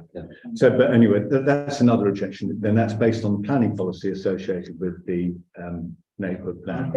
And sorry, You wouldn't be able to surely build a two-bedroom at the back. no, a two-storey A house. Yeah. two-story house. Well, I would have thought that would have been a bit of an ask. On the Yeah, current yeah, floor. yeah. Anyway, there's I told you, I think we're on from that. Based on previous decisions by the planning department, Milton Keynes Council. The fact that it's not in line with the adjoining houses on the same side of the road, they don't take into account that. It's whether there are any similar buildings within the neighbourhood. And in the case of one particular case in Throat Close, it was quite a way away where they decided that the design fitted in with those other houses. And there are bungalows on the other side of the road. So I don't think the planning. I mean, I've got a feeling that one may not make it through. And then the last one is to do with the ash tree, of course, where we would ask, and I know Kate made this point as well, that we would want an independent verification of this so-called ash dieback, because when they applied to fell it. Yeah. I know. Yeah. And can I say, could we also ask if it is found to be diseased, that it be replaced with a tree of the same? Yeah, that's right. Maturity. Ferreting around in there with all sorts of machinery. Oh. Since the tree preservation has gone off. Yeah. So he damage. Yeah. Right. Well, look. I mean, One other thing I'd like to mention, if you could, because that's where the forest castle was, where there's heritage through that middle, and I think when they built Old Mrs. Canning there, the three houses behind, they had to do a heritage, had to do an excavation and make sure there's nothing in there. Actually, that's a very good point. In we ought to put that one in. Yeah. Right. So those are the sort of planning bases on which I think there's now. If there's anything else members of the public want to say, we'll hear that, and then we'll restart the meeting, and we'll hear what parish councillors have got to say as to what they want to do. I've got an hour left on my battery. Right. Okay. Shall we? Actually, can I make another point? Yeah. So the stuff that we already put on the portal, does that get, does people continue get taken into? Yeah, they will do, but I have to say, if they're not on planning grounds, I mean, I have been to a lot of planning applications where people have come out actually in some strength and said, we don't want this. And because they just don't want it because of noise or, or they say the highways, can't take the traffic, but highways department don't agree, then those tend not to be weighted. So by all means say it, but don't rely on it. The fact that he basically ruining poor people's garden, they don't care. Well, only if it's ruined in certain ways. So I've got a notified in the back garden, he's going to put car parking spaces and a lot there. I mean, overlooking a private garden is an objection we tried to raise with a recent development, and it really was quite bad. These people had a very nice back garden, and they were going to put a big window in the dormer window actually in their roof, that would directly look down on it. We lost that. You know, so it is pretty brutal. So We got the drawing, as you know, it came here for approval. But I think my concern more than overlooking is the pollution aspect. well, again, you do raise that. Look, I think we'll take that. By all means, do that. Leo, did you want to raise something on this? And then we must resume the meeting and move on. One of the points was loss of light between the windows. There is no general right to light, but there is under common law, there is a right to existing light to existing windows. Yeah, yeah, there is. But as I say, we have been through one in South Street, and yeah, it's got to be quite extreme before that place. Your office, how much light will you lose from? Without the bed there, how would you for the footprint of our house? So they've done it so it basically is exactly the same. And so at the end of our house, both ends basically mimic it. So where I currently look out over, I guess, the greenery or garden And the and the ash tree, I'll basically end up with the wall there and that's the pitch, I guess. So I go from overlooking just greenery to just overlooking a wall, I guess. But yeah, but will you lose actual Natural light. luminosity inside the house? Yeah. Well, look, can I say, rather than dwelling on it, we're not the planning officers. Make that point in your objection and see how that goes. I mean, I can't judge absolutely. As Leo points out, there is there are some circumstances in which you can win it, but my experience is that they have to be really quite extreme. I'm rather inclined to resume the meeting now so that we can move on a little bit further, unless any because councillors can now speak once we resume the meeting. Okay. Yeah, go on. Julie, that letter you put on the portal, right, okay, that's a brilliant letter. Whoever is with you, get some more day in, and if you can get the emotion that you had about surely the council can't let them build a brand new bungalow, totally inappropriate, in the wrong area, without developing any of the properties he's got. They do know this chap, so the emotion, which isn't a planning application, planning policy. The emotions of planning, but there's a cumulative effect. So please go about the fact it's inappropriate. It's a decimates your privacy. You don't have to have it in glorious terms of planning things. The emotion is what you need to get through. Okay. Right, I'm going to resume the meeting now and ask. Sorry, and ask, hey, would you like to speak? Okay, Jenny, sustainability aspect. They've got a sustainability net zero to try and meet, so I would bring that up. Actually, that's one of their aims, is to actually go carbon free. One of Milton Hill's aims. One of Milton Keynes council. Okay, so if they're going to do that, they're going to. The other thing is the wall, which he's already had a go at. That is part of the listed building. Why is he being allowed to do that? And if he's going to mess around with it even more, he is changing a part of the listed building. So right, how does that work? Right, that works because you have to have listed building consent, which he did get when he got the planning permission for Carrington and the Buff Room.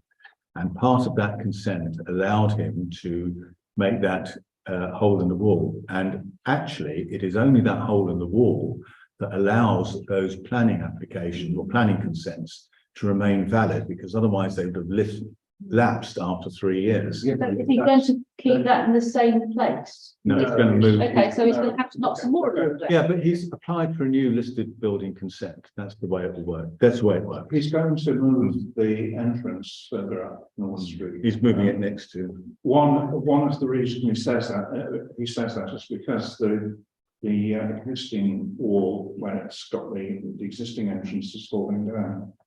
And it's Yeah. And I wondered why it's in a state. All of the, disrepair. all the bricks, all the actual rocks are still in there. They're actually piled up indeed. nicely by this little The- development. we've got to come back to the objections that we wanted. Part of the objection, surely, that he is messing around. No, it's not, Part of listed it's not. building. He has to have listed building consent and planning consent if he's going to do that, and that's what he's applied for.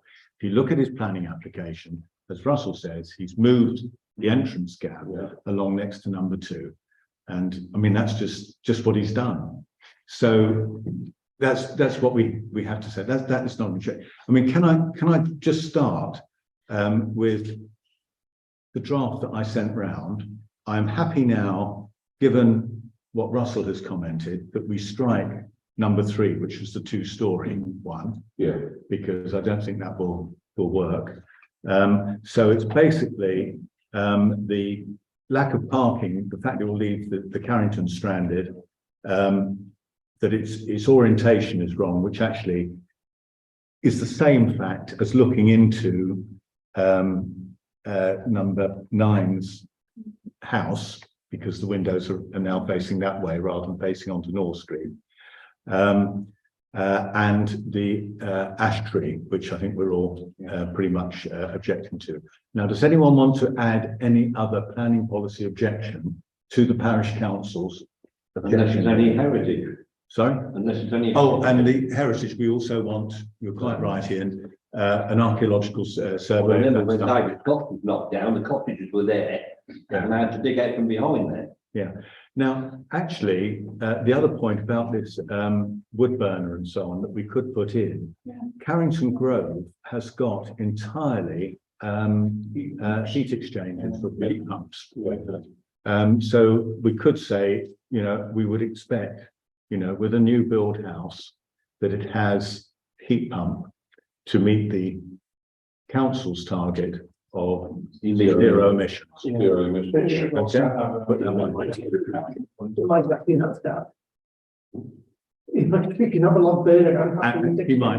might do, but we'd say we want that. What about street lighting there? Sorry? Any street lighting coming out there? Yeah, they want to be carbon neutral by 2030. They've even brought it up because the government. Yeah, well, we'll put the heat pump thing in there. So what's this about street lights? Any street lighting up there? What is? I know there's one there, but has he got where it's going to move it to? It comes by the street light, doesn't it? No. Well, yeah, I mean, I'm not sure that goes. yeah. No. Any other objection? Yeah. On the other tree, they're planning to fell all the branches below 4 meters. Yeah. So they get the cars in, which means you have a big tall tree with the foliage. Yeah. I bet it's dead. Part of the joy of that tree is the fact it's such a nice designed tree. Yeah. It overhangs gardens and the neighbours are very happy with it. Okay. And it will just look ridiculous. Right. So on the ash tree, We damage the tree as well. yeah, we want a proper archaeological survey of that tree done. Both in its shape and also to address this issue of so-called ash dieback. But hasn't he got an archaeological? Yes. We want an independent one. Yeah, this is the first mention of ash dieback that has been. Oh, yeah. We know it's. All right. We are very late and Dave's battery's running out. Can we? Yeah. Yeah. Am I out of time? I would have to have the general object. Yes. Yes. Yeah. Right. But On the basis, right.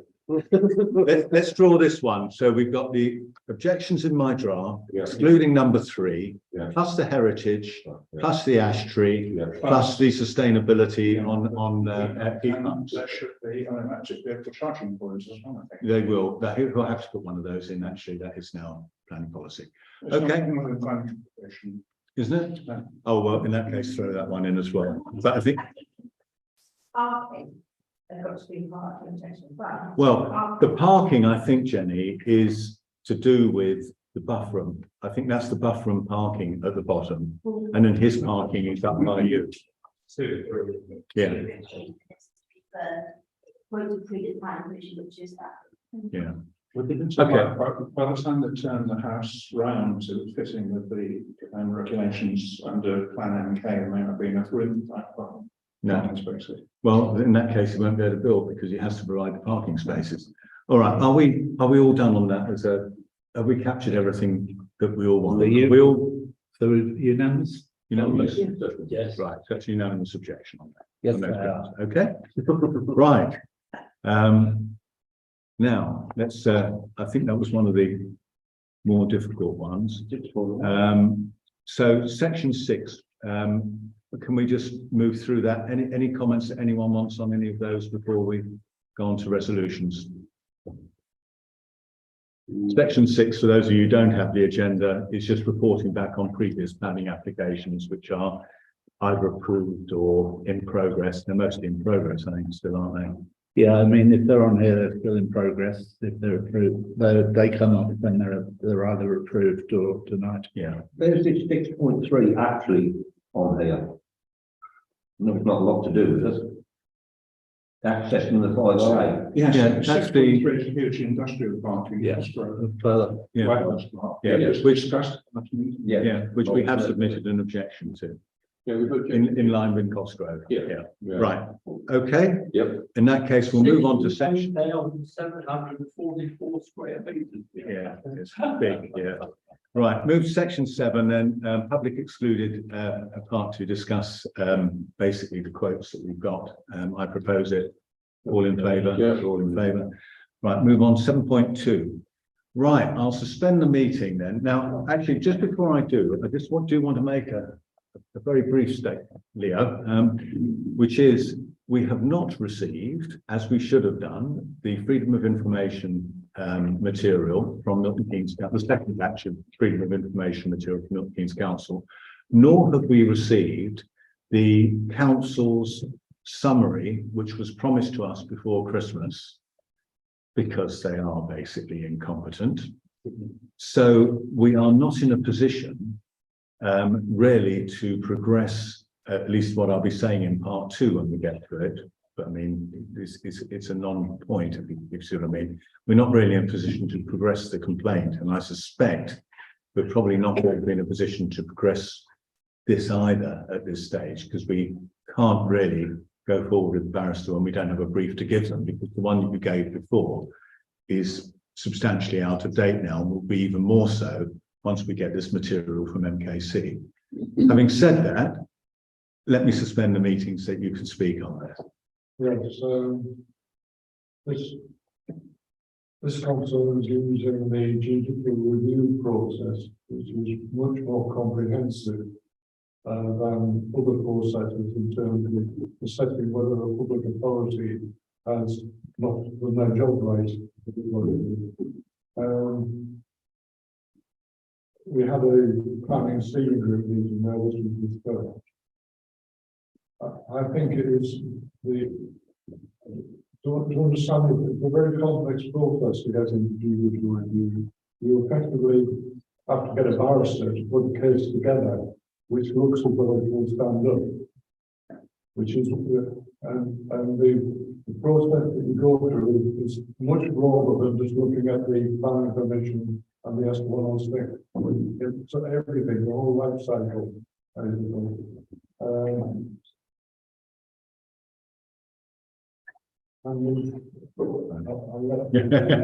No, keep going, because we are time limited a bit.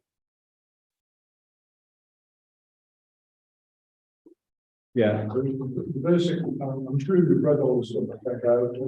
Yeah. The basic grounds are illegality. In other words, they haven't put the planning permission into place properly or acted on it properly.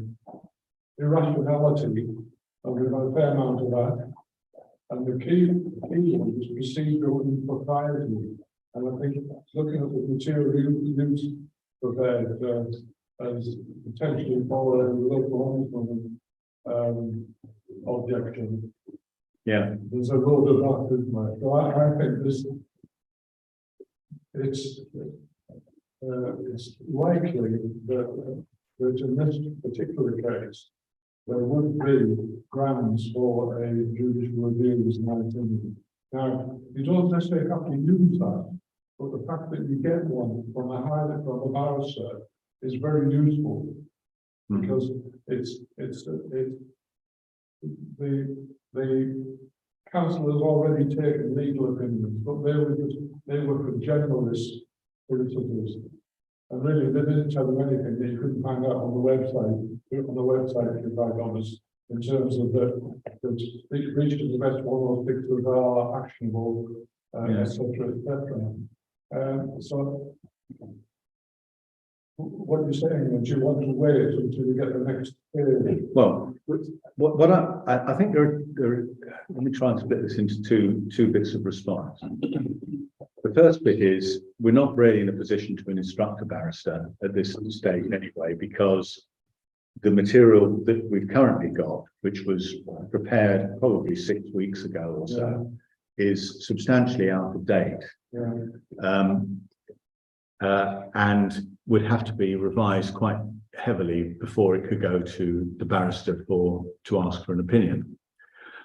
The other point, though, that has come up in the email that John Palmer sent me just before Christmas, which I circulated to councillors and a copy to you as well, Leah, is that they have taken council's opinion and their council has told them that the S106 is not enforceable. Now, that strikes us on plain reading as absurd.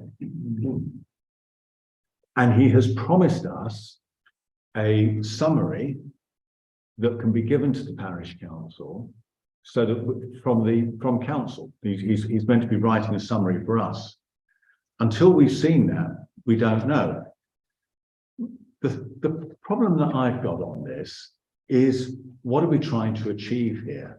This is really, moving on from the fact we can't do anything at the moment anyway. But if we could, what are we trying to achieve here? What we could end up with is our barrister saying the S106 is enforceable, and their barrister saying no, it's not. And I don't quite know where we would go other than actually going to judicial review. Their barrister, what will have happened with Milton Keynes Council? We've had the experience before. They ask a very loaded question. Loaded question. Yeah. So what you'll get from their summary is the result of a loaded question. What do you get from somebody? A barrister looking at whether someone qualifies for judicial review is not a trivial thing, actually. No. There's only specialist barristers who do it. Yeah. And of course, they're looking at their own profile and whatever as well. What you get from that is you get somebody who is independently looked at everything from the start of this. How did it arrive in the neighbourhood plan, which justified it in the first place, right through all the procedural things that happened, and the actual legality of the S106 and the planning commission. Yeah. On the face of it, the only reason I'm not a lawyer, but I have quite a lot of experience in dealing with legal situations and managing lawyers. The only conceivable reason I could see that the S106 is not enforceable is that there's something fundamentally wrong in its construction. Yeah, I mean, it could be that they've not done it. But I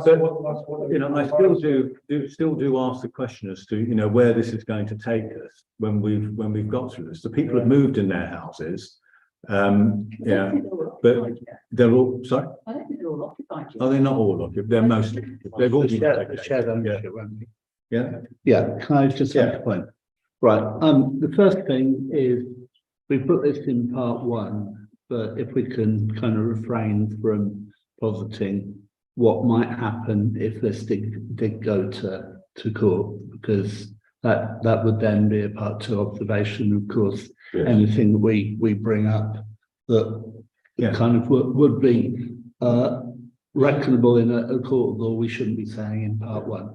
The second thing is what we're deciding here, I think, in my opinion, is we are getting, the way I see it, we are getting the very best professional advice to say whether Milton Keynes Council have been illegal or have been irresponsible, or have been, whatever the word is. And then we're not deciding at this point what happens beyond that, but we are asking what are the possibilities, what are the options available. So that, I think it's purely and simply that. We're saying, are we going to invest this money to get a legal opinion, the best legal opinion as to whether Milton Keynes Council's conduct is acceptable, and then what the options are to do with that report. And that's as I see it. I agree. Sorry, can I just say? Yeah, please. I agree with what you've just said, Steve. The problem we've got is that we can't make that decision here. Because we haven't got the information back. Yeah. So that's the end of it. No, we're saying for the moment, Yeah. we can't do Well, anything. we're gonna have this, we've had this discussion before. Yeah. And we will have it again. Yeah. And again, and again, and again. So at the moment, it's black and white. Well, We can't make a decision. I do agree. Look, can I just, I'm going to suggest that we defer this item, but for the reasons that Steve said, previously when we discussed this, we had it in part 2. Steve and I discussed this before, and we wanted Leo to be able to speak, which of course he can't do in part 2. Yeah? So that's why we've held it in part 1. So Leo's now had an opportunity to talk to the council. We now have to defer it. I think, Steve, this needs to be a part 2 discussion. It does. It's reasonable to delay until there is further information. Yeah.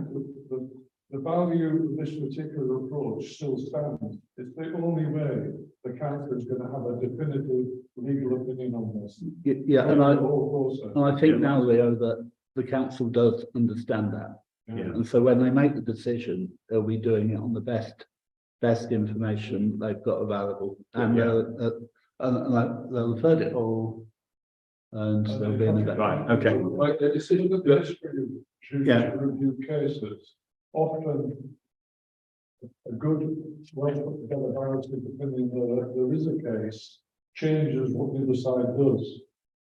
Yeah. Look, I think we probably do need to stop now, Leo. I think you've made the point about what it is. I really wanted to give you the opportunity to do that in part 1. If we are in a position next time, we can give you an opportunity to talk generally in open forum, but we will take the item in part 2 because, as Steve has pointed out, we're straying into stuff that we've got to watch where we go, because if it did go forward, then we give all that. So I'm going to propose, if councillors are happy with this, that we defer this item until the next meeting. Okay. All right, we are going to do that. Thank you. Right, now going to move on to We'll all read the material I've sent. I've already read it. no, I've read it. It was read. Right. 7.3 is to consider submitting an outline planning application for the clubhouse. Given that you've had some fairly strong opinions from the Close residents. Now, let me just make this. We are not making a decision at this point about whether we're going ahead. We're talking about trying to keep up the momentum, or creating some momentum by submitting an outline planning, which will flush out any issues that Milton Keynes planning have got with us going forward with this at an early stages, rather than finding it, in 3 months' time or whatever. In parallel, we've got the clubhouse committee is going to work up a design. We've got other issues that were raised tonight about whether we're going to have a village poll on this, and possibly getting someone from Deanshanger to come up and talk to us about what impact their social club has had on neighbouring houses. Okay, so but at this stage, to avoid losing a further month in the process, I propose that we submit an outline planning. We would ask Darren, if your father would very kindly submit to it. I think all we're asking really for is identifying broadly that block of land. It could be an extension or it could be a standalone. It seems to be the mood of the meeting, the clubhouse meeting seems to be for an extension, but that's fair enough. But just an outline planning, and it's got the entrance, whatever. So does anyone want to speak to this before we vote? So I do, yes, sorry. Does 7.5 impact on what we're doing with 7.3? No, It doesn't. because you can apply for planning permission on a property that you don't have. Okay. Okay. Can I just,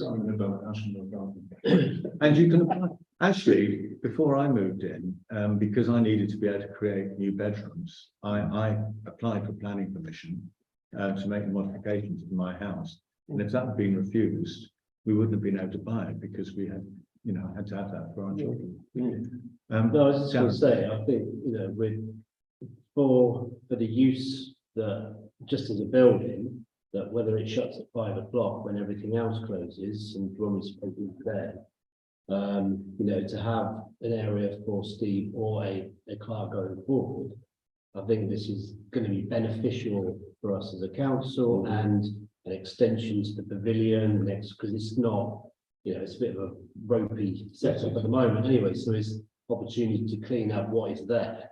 Yeah. The extra usage, that is definitely we have to take back to the village to say whether it's open later, what is involved in all that, but I think to have an extension to a pre-existing building is a no-brainer on my part, especially with the money that we've got. I agree. I think that's a very. Totally agree. Yeah. We just don't do it. I mean, I can see where the threat is coming from, I'm not gonna lie, because if that was me, I'd be like, that could get abused, this could happen, and if there are cars going a bit fast, and I've got kids who I don't really want playing, and they might be on the road, and there's all sorts of, so I think that suggestion of actually putting it forward as something that the council, that the parish council would use, and then going forward with some sort of poll or an open meeting where we get people from the village to come and discuss what they actually want for the use. And I think that's the way we have to go, because I don't think we can upset that many people in the village. I really don't. And just, and yeah, I can see where they're coming from. And I think anybody could, surely. Yeah. I mean, it's a sort of NIMBY attitude, isn't it? It's fine because it's over there. It's out of our way. If they were trying to build that in South Street, then I'd probably have something to say about it. We have had long soul searching discussions about sites where we could put this. But listening to the people, that sort of. Well, and I can see that. I mean, I personally think that their concerns would not be realised in practice, and I think actually that as it would be a parish council owned property, if there were a problem, I'm fairly certain we could step down. But that is not the point here. No. In fact, that's not even reserved matters. That would be licensing when we go forward to licensing committee. It's not even a planning matter. I think Darren's suggestion about just putting planning commission, and at the moment it's just parish council where we can actually have. Does anyone else cut that?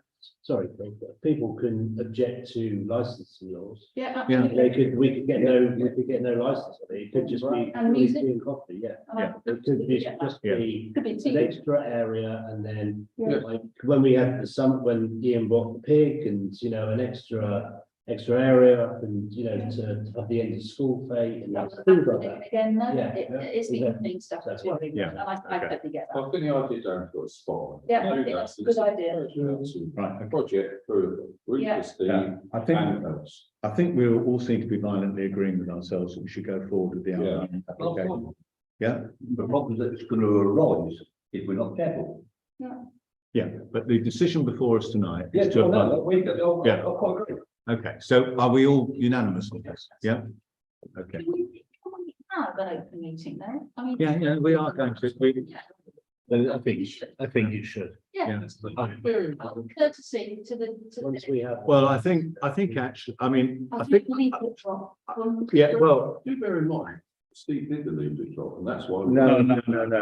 The leaflet drop was only to front close on the slide. And actually, that's what turned up. We've done the leaflet drop around the whole village. You know. Well, we did do a leaflet drop around the whole village in the sense of it was in the newsletter in December, right? But the plain fact is, as we know with these things, that the people who feel strongly because they're like it will turn up. As 14 of them did, I think. Yeah, and the people who would just like a drink. didn't. What we need is a social club where people can get together and talk about things. I think that's right. Yeah. If we build that, that's irony, Dave. That's irony. Can we go in your garden? Yeah. I think you should suggest that to the Monty. It's all positive. Yeah. I mean, it's all part of the mix. I didn't think it was that positive. There you go.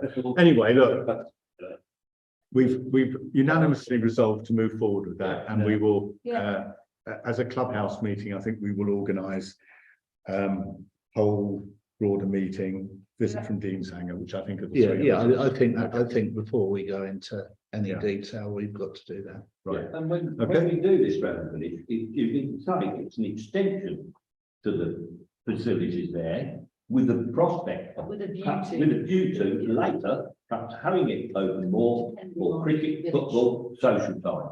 Yeah, good point. Full stop. No, sorry, it's right.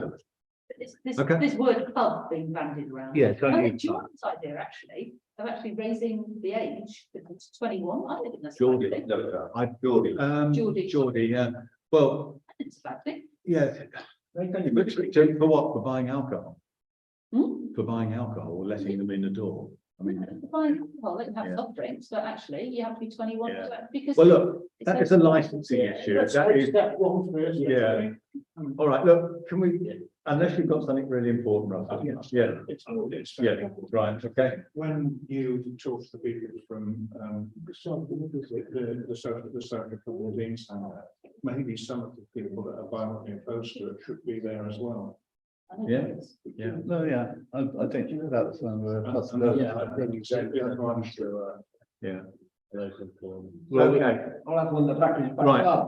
Let's move on then. We've discussed that. The next one is to instigate a community watch, speed watch programme, including training, purchase of equipment and other matters. Now, Steve has got a group, I think you've got 6 volunteers now, have you? I think I've got about, I've got Russell and Sheila, I've got John and Jan, I've got me, I've got Fred.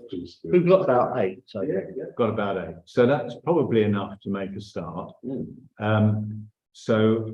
we have a rough cost for this thing? It's about 200 quid, isn't it? What, for what? The speed gun thing. I've not looked to that. It was fairly, couldn't we borrow one? Didn't they say? We can borrow one if it's available, yeah. You can buy one quite cheap, I can't remember, but at the last community police forum, Dave Huckle did mention how much they cost. Yeah. I'm surprised how cheap. Yeah, they are very cheap. So can we give the clerk authority, if he can't borrow one, to buy one for up to, well, should we say £500? I think they're actually under 200. Yeah. Can I propose that? We all agree? Yeah. And then start the process of organising the volunteers to do the necessary training, etc. What about high vis? And high vis, yeah. I mean, I've got a couple of high vis. Yeah, I think Dave, you've got some high vis as well. I think I've got 2. Yeah. Just. Well, you only. Down behind this, yeah, we haven't got anything on the back. Yeah. Yeah. So, I yeah. think you can like still speed watch ones. No, they don't. They just have to be high vis Yeah. for safety. You only need 3 of them. There's only going to be 3 out there. So if you've got 2 and you've got 1, that's Have you got me down as a volunteer now? I haven't. no, you've got your high vis down. Got your high vis down. But you can if you want. You're still on. You're still on SID duty. You're still on SID duty. Don't get on to. But if I purchase necessary equipment, if Yeah. we need high vis. Up to 500. Yeah. So that was proposed and seconded. Yeah, it was proposed by me, seconded by Russell, and unanimous. Dave Huckle says the guy at Milton against council can get the G. Yeah, Keith Williams. Yeah. Well, actually, Right. public that way. No comment. Now, the next item is a little bit more substantial. It is that,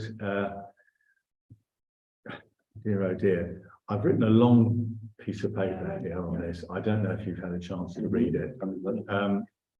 But basically, you will remember, let me just,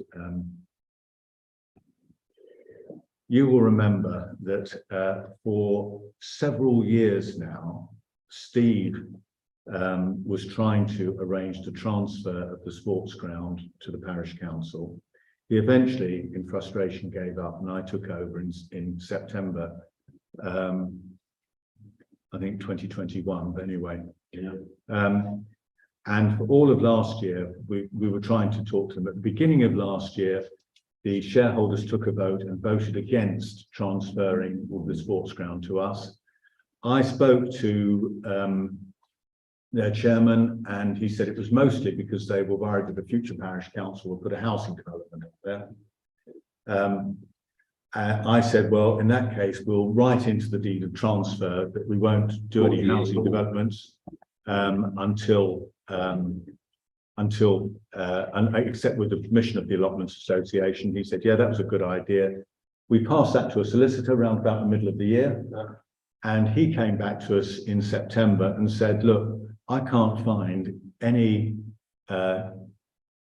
statement of title that the Allotments Association have got to the sports ground. It's not on the land registry. Where is it? So I then spoke to the chairman of the Allotments Association, and he went through the box of documents that he had been given, couldn't find anything there. He then wrote to all the shareholders. There are 6 shareholders. One or two of them, I don't know why he doesn't know, but 1 or 2 live in the village. One lives in Aberdeen, one in Manchester, and the other in London, and they are only contactable by letter, okay, which is great at this particular point in time. Anyway, so he wrote to the shareholders and said, have you got any evidence of title? And got no response. Was there none? So he then said, I think you're going to have to look at other options. So our solicitor had talked about this enlargement option, whereby because it happened to be a very, very long lease, 999 years, and because there weren't some clauses in there that allowed the lease to be cancelled, he said you can enlarge this lease into title. So we said, off you go then and do that. We approved that at our meeting in November, 5th of November. Steve and I did not execute that straight away. I went back to the Allotments Association again, and I said, this is what we're planning to do. Have you got any proof of title? Didn't get any response again on that. And so at the end of November, I think Russell, Steve and I needed 2 councillors and the clerk, signed the deed of enlargement, and it was sent off to the land registry. On the 10th of December, one of the members of the Allotments Association wrote and said, you can't do that. So I said, well, we don't particularly want to do it, but it's the only thing that we can do. So I said, well, no, we've got the lease. So I said, well, yeah, we've got a lease, but you haven't got title. In fact, if you look at the land registry entry, there are only 3 entries on there. One is the lease. One is a claim of manorial rights by Carrington Estate, yeah, which we think is to do with extraction of minerals and so on. And the third one, believe it or not, is Martin Goff has got a claim of title for the parish council, right? So we think we might own it. So I wrote back to this member and I said, look, you've got to give us proof of title. And I wrote probably 2 or 3 times in the run up to December saying, if you want us to withdraw, because he said, you've got to stop the solicitor. And I said, if you want us to stop the solicitor, you've got to give us a reason why. And it's in train now at the land registry. And you've got to give us that for our meeting, which is on the 9th of January. On Saturday night, he sent through a photograph of 1 page of an indenture, which is a contract, from 1921, handwritten from the Marquess of Lincolnshire, who's Carrington Estates, to the Allotments Association, saying something. I can't actually read what it says, and he's only sent the first page. So I wrote back and I said, you've got to send us. I said, first of all, it's too late. We can't possibly get legal advice, You know, you sent it on Saturday night, we're meeting Monday night, we can't possibly get legal advice. And by the way, we do need the full document. And I've still heard nothing. All right. So I have written in my report that I think there are 4 options going forward. The first is that we do not withdraw the deed of enlargement, which is currently lodged with the land registry. I'm not sure if this is affected by the indenture, because my understanding was it was to do with the length of the lease and the clauses in the lease rather than who had title. But we need solicitor's advice, and we can't get solicitor's advice until we have the whole indenture document. So at this point, I would not recommend us trying to withdraw it. The second thing is we could, if we accepted that they did have title and the solicitor accepted they have title, revert to the deed of transfer that we were originally going to do with the protections about that it would only, the ground would only be used for sporting, social, recreational purposes.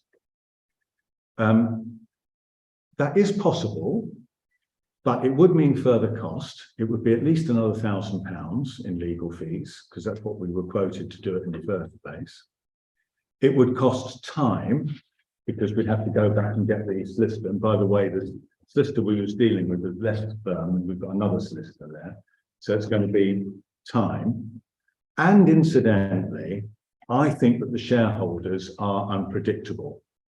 And I pointed out to you in the brief that I've sent that at the same time as being asked to vote as to whether they would transfer the sports ground to the parish council, they were also asked to vote on whether they would allow the cricket club to sublease the cricket wicket to Stony Stratford ladies and youth teams, because one of the Castlethorpe teams had to pack it in. And I think, to be blunt about it, I think they were probably getting a bit short of money. And so the viability of the club was that way. They voted 3-all on that, 3 for and 3 against. Fortunately, one of them had died, and that came out wrong, didn't it? That came out wrong. Fortunately, one of the shareholders, having been deceased, probate had not been completed to the person who voted, and so his vote was discounted. So it was allowed on by 3-2. I do apologise for those working at the record for my very unfortunate choice of words. So my point is here that even if we did do this deed of transfer with the protections, it is not predictable that the shareholders would then, if I finish again, then I'll come back to you. So that is one thing, and that is not what I'm proposing that we do at this stage.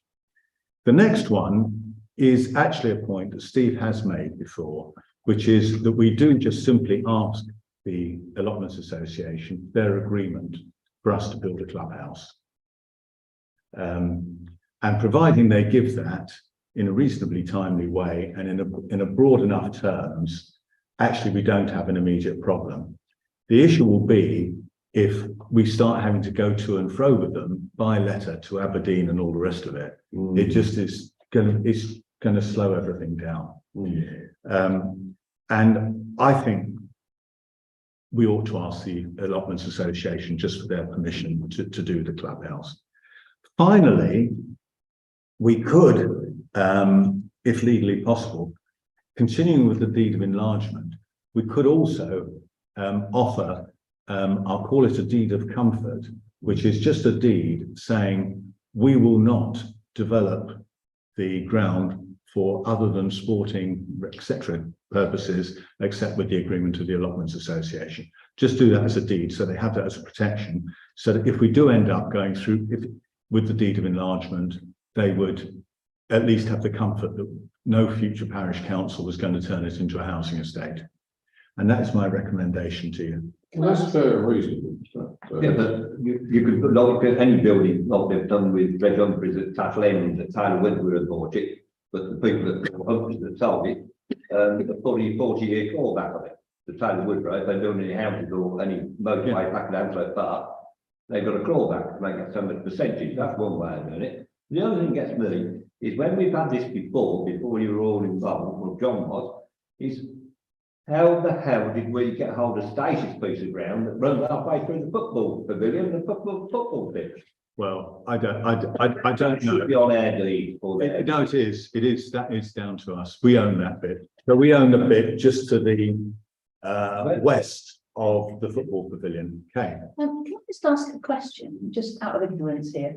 So what's to stop these 6 shareholders deciding that they actually want somebody to build all over? Well, they've given a 999 year lease to us. Right, okay. So They can't. right. That's I'm just asking, that's all. Yeah, they can't Just use curious. that ground, which is why I fail to understand why they won't pass it to the village council. Sorry, so a document that might be from 1921 that you can't read, how does that supersede what is legible on the land registry portal? Well, it is true that entries weren't made on the land registry until relatively recently. My own property wasn't on the land registry until I did some remortgaging or something 20 or 30 years ago. And it then ended up on the land registry and the original documents were returned to me.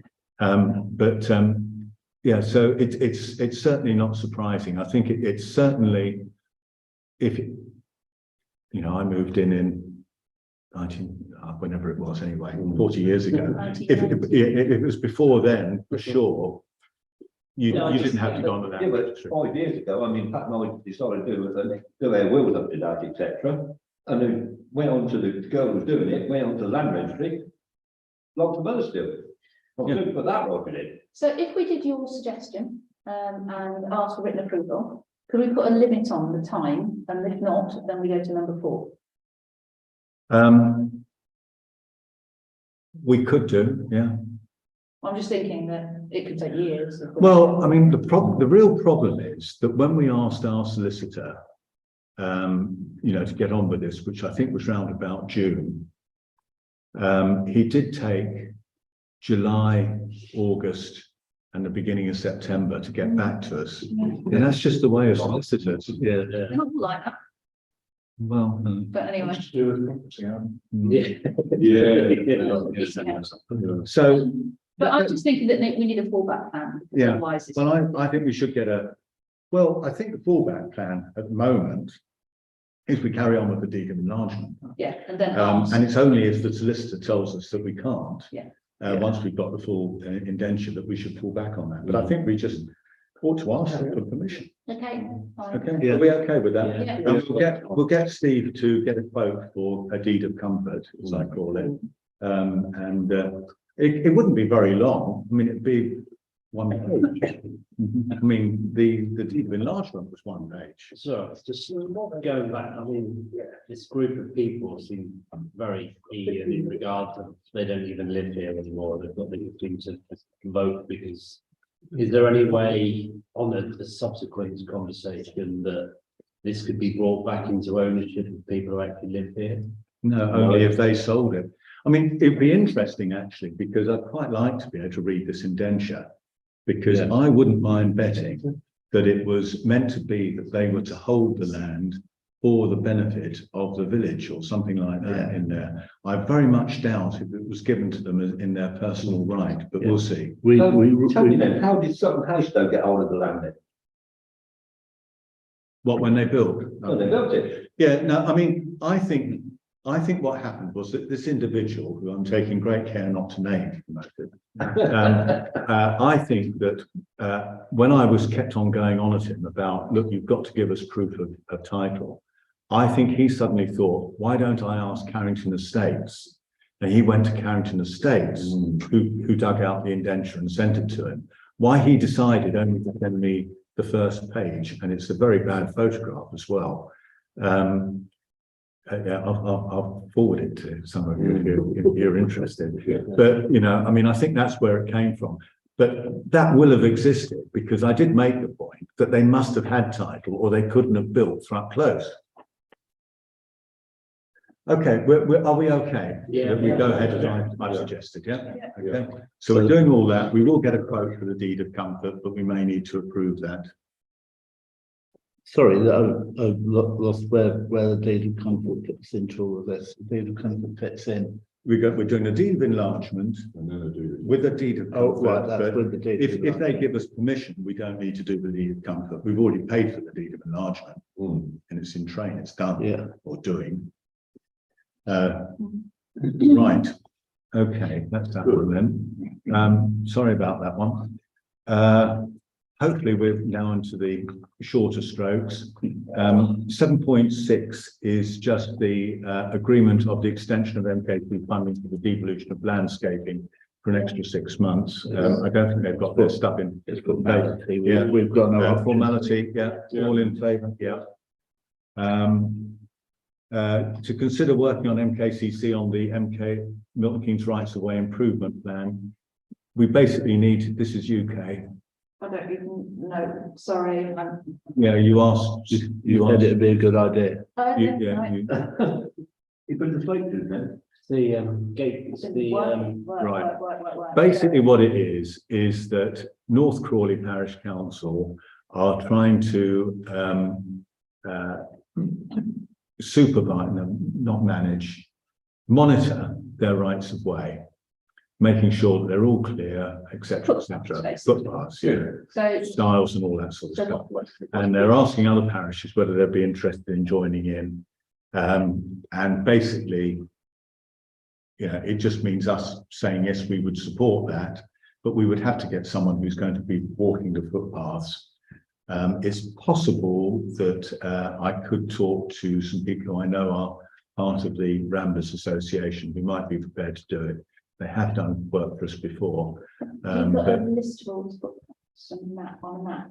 Yes, it's on the map that was sent to you, as with all councillors. When Cute Maps did it, we put the, yeah. No, well, but footpaths don't change that much. Yeah, yeah. If anybody can find it, forward on to me again, because I'll put it in my email.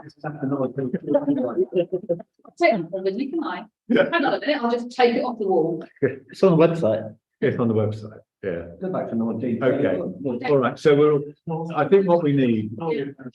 As a dedicated councillor, it's in charge of that. Yeah, you need someone to do that. I don't know whether that was, whether you raised it because you were interested. Yes, okay, I'll do it, absolutely. I'll try, I'm just really busy at the moment. Yeah, this is something you do over a decade or something. It's not, yeah, it's not. Which is under the end of the council. Okay. I think I had it 10 years ago. So, yeah. So what's the So the answer is that we've agreed in principle, I think, that we would do this, but we now need to get some names of people who would do it. Does anyone else know people who are keen walkers who would be prepared to? Would dog walkers be able to? Dog walkers might be Yeah, I'll possible. get Sorry? I'll get Ollie to do it. Yeah. So, Well, not cyclists really. I like to walk. Sorry? I like to walk. You like a walk, yeah. If you walk all the footpaths in your ward, we'll need some more shoe leather. Yeah. All right, so we'll agree in principle to do that. We do need to come up with some names of people who would do that. Right, consider reporting fly tipping in the gully between the cycle track off Wolverton Road. I did walk up there today because Steve couldn't get up there. I have put a photograph of the rubbish onto your folder. I think the problem is, Ian, this is, if you go down Wolverton Road, you turn off onto the footpath that goes across the gully on the left. Someone has clearly, yeah, on the side opposite your mum's. Opposite side, yeah, opposite side. Sorry? Well, you can report it as fly tipping to Milton Keynes Council. I think it has been reported by the person who raised this with us. I'm not quite sure what the parish council can do because I have a feeling, whose field is that, Ian?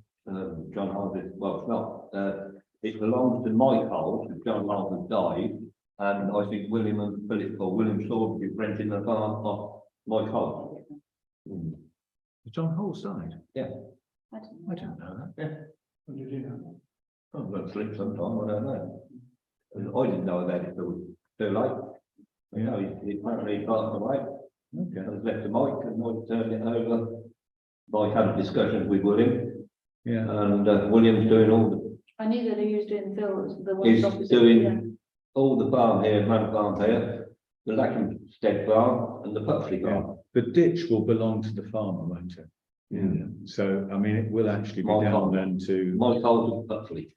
yeah, Or is it down to the laser? it'll be down to Philip and. No, it won't be down to the person owns it, you'll find, and they have to pass it through. So Yeah. what are we supposed to be doing here? We're not. I mean, I think all we can do is to notify Mike Holes that there is rubbish there and leave it. The lady has reported to Milton Keynes Council, but I suspect that they'll probably say, not ours. Oh, really? Yeah. Yeah. What about reporting it to somebody in the kind of police service or enforcement No, service? they don't do it. They don't deal with that. Yeah. There's a environmental crime unit at Milton Keynes Council who actually do a lot on fly tipping. Whether they go on private land or not, I don't know. You want to be part of that cycle track at times. The other thing you could put in the letter is the point that the lady made, which is that gate is wide open, and I suspect that the rubbish was not dumped from the footpath side, it was dumped from the field side. Someone just backed in there, emptied their stuff out the back into the ditch and drove off. Now, the problem with locking the gate is there is actually a public footpath that walks across from the corner of that field diagonally across, is it not? Yeah, comes straight up, paddock close and straight across at the diagonal, up to the top of the hill, up by Fort Williams, and that's when, what's that? Yeah. Frank Pennington turned around and said to my family, there was a bull in the field, he said, I overtook a hare on the way. Right. It's Okay, across the middle of the field. right. You could mention that anyway. The next thing, 7.9, quick vote, awarding a mandatory one-off youth club training requirement for helpers. I think Liam and George accept that. That's 500. I think you said you'll pay that money. Yeah. Okay, so we're all unanimous on that. Right, moving on, RFO payment schedule. Right, it's on the shared drive. Ian, I didn't do it. Let's get you a copy. I've got some. Okay, no, that's the budget. Oh, Yeah. I don't know. it's not more of it. Everyone else is on the drive. Okay.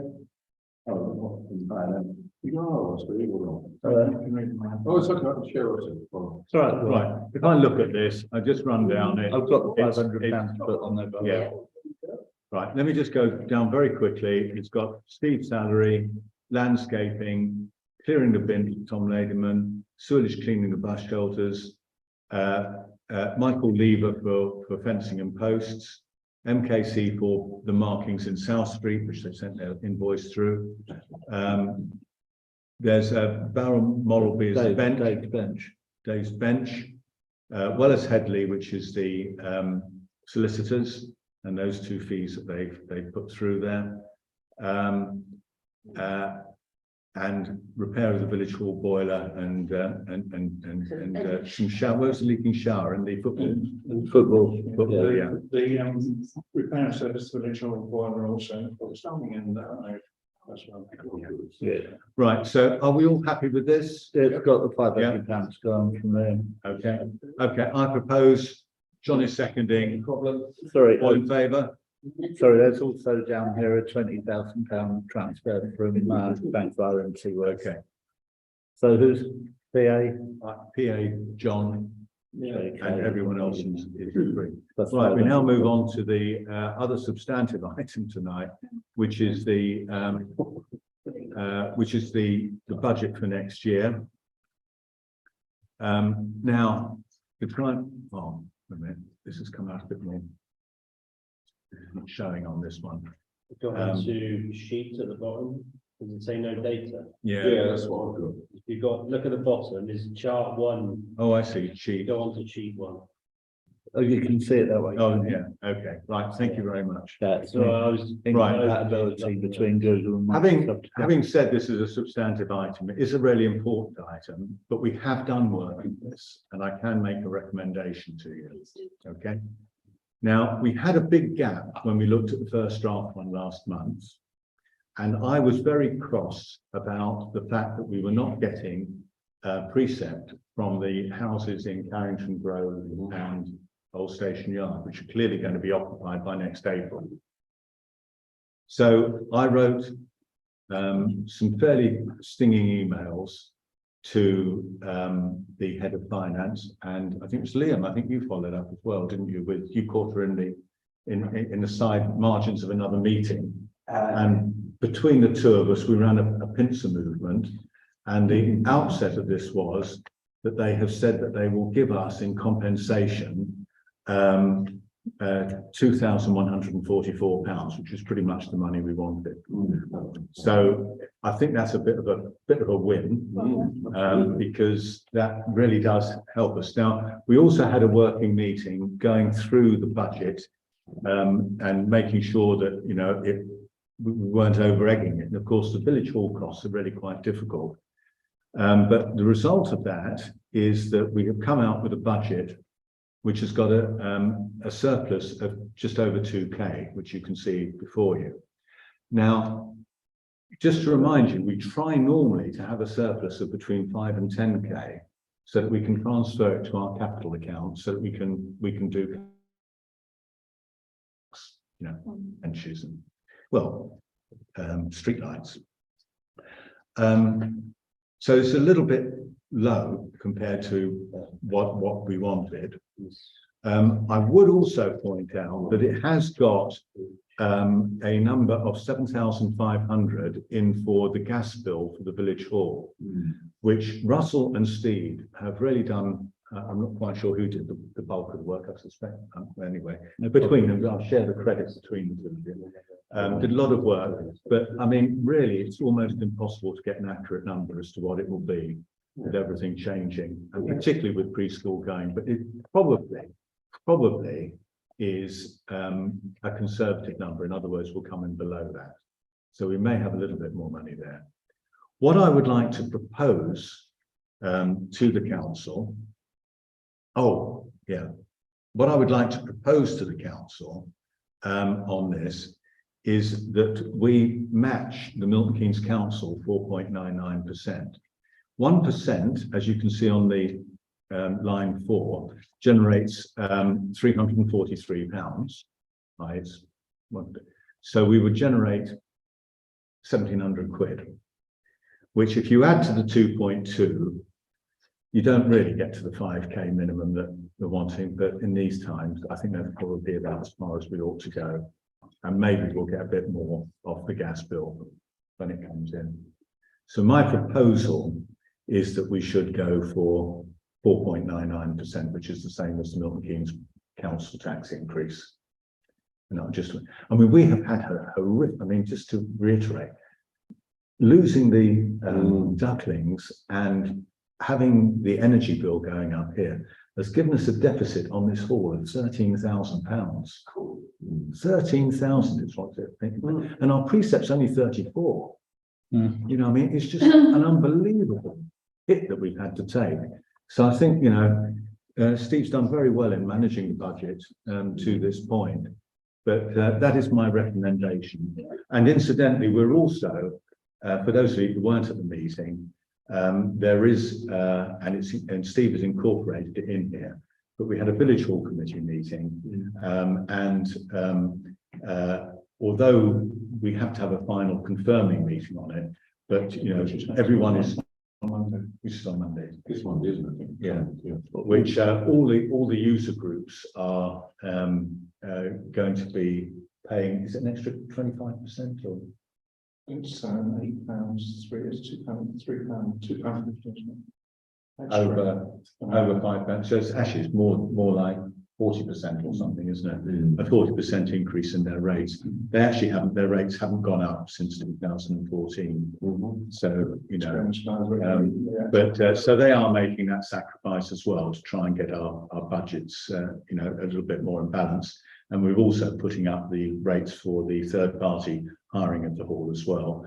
Even then, it will still be well below Hanslope and Hartwell and Cosgrove. So that's the budget, and I I would commend a 4.99% Sure. increase in band D. Can I ask, what is that? Each family will be paying extra.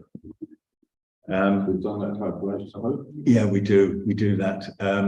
So 1% is 304. Well, it's 1,700 is the overall increase that we're talking about, split between 500 houses. That's a bit more than 500 houses. So it's about £3 each Over a year. over a year. £3 a house. £3 a house. Could I suggest here that when we put that in public, we actually make that. Oh, we always do. It's Yeah, we £3 a house. We always not do. the- Yeah. It's 4.99, I think. Especially with the council doing it well, so. Yeah. 5%, it's below 5%, just, but. Personally, I hate 4.9. Yeah. You should just say bloody five. If you go to 5, you've got to have a referendum. No, we don't have to go for a referendum.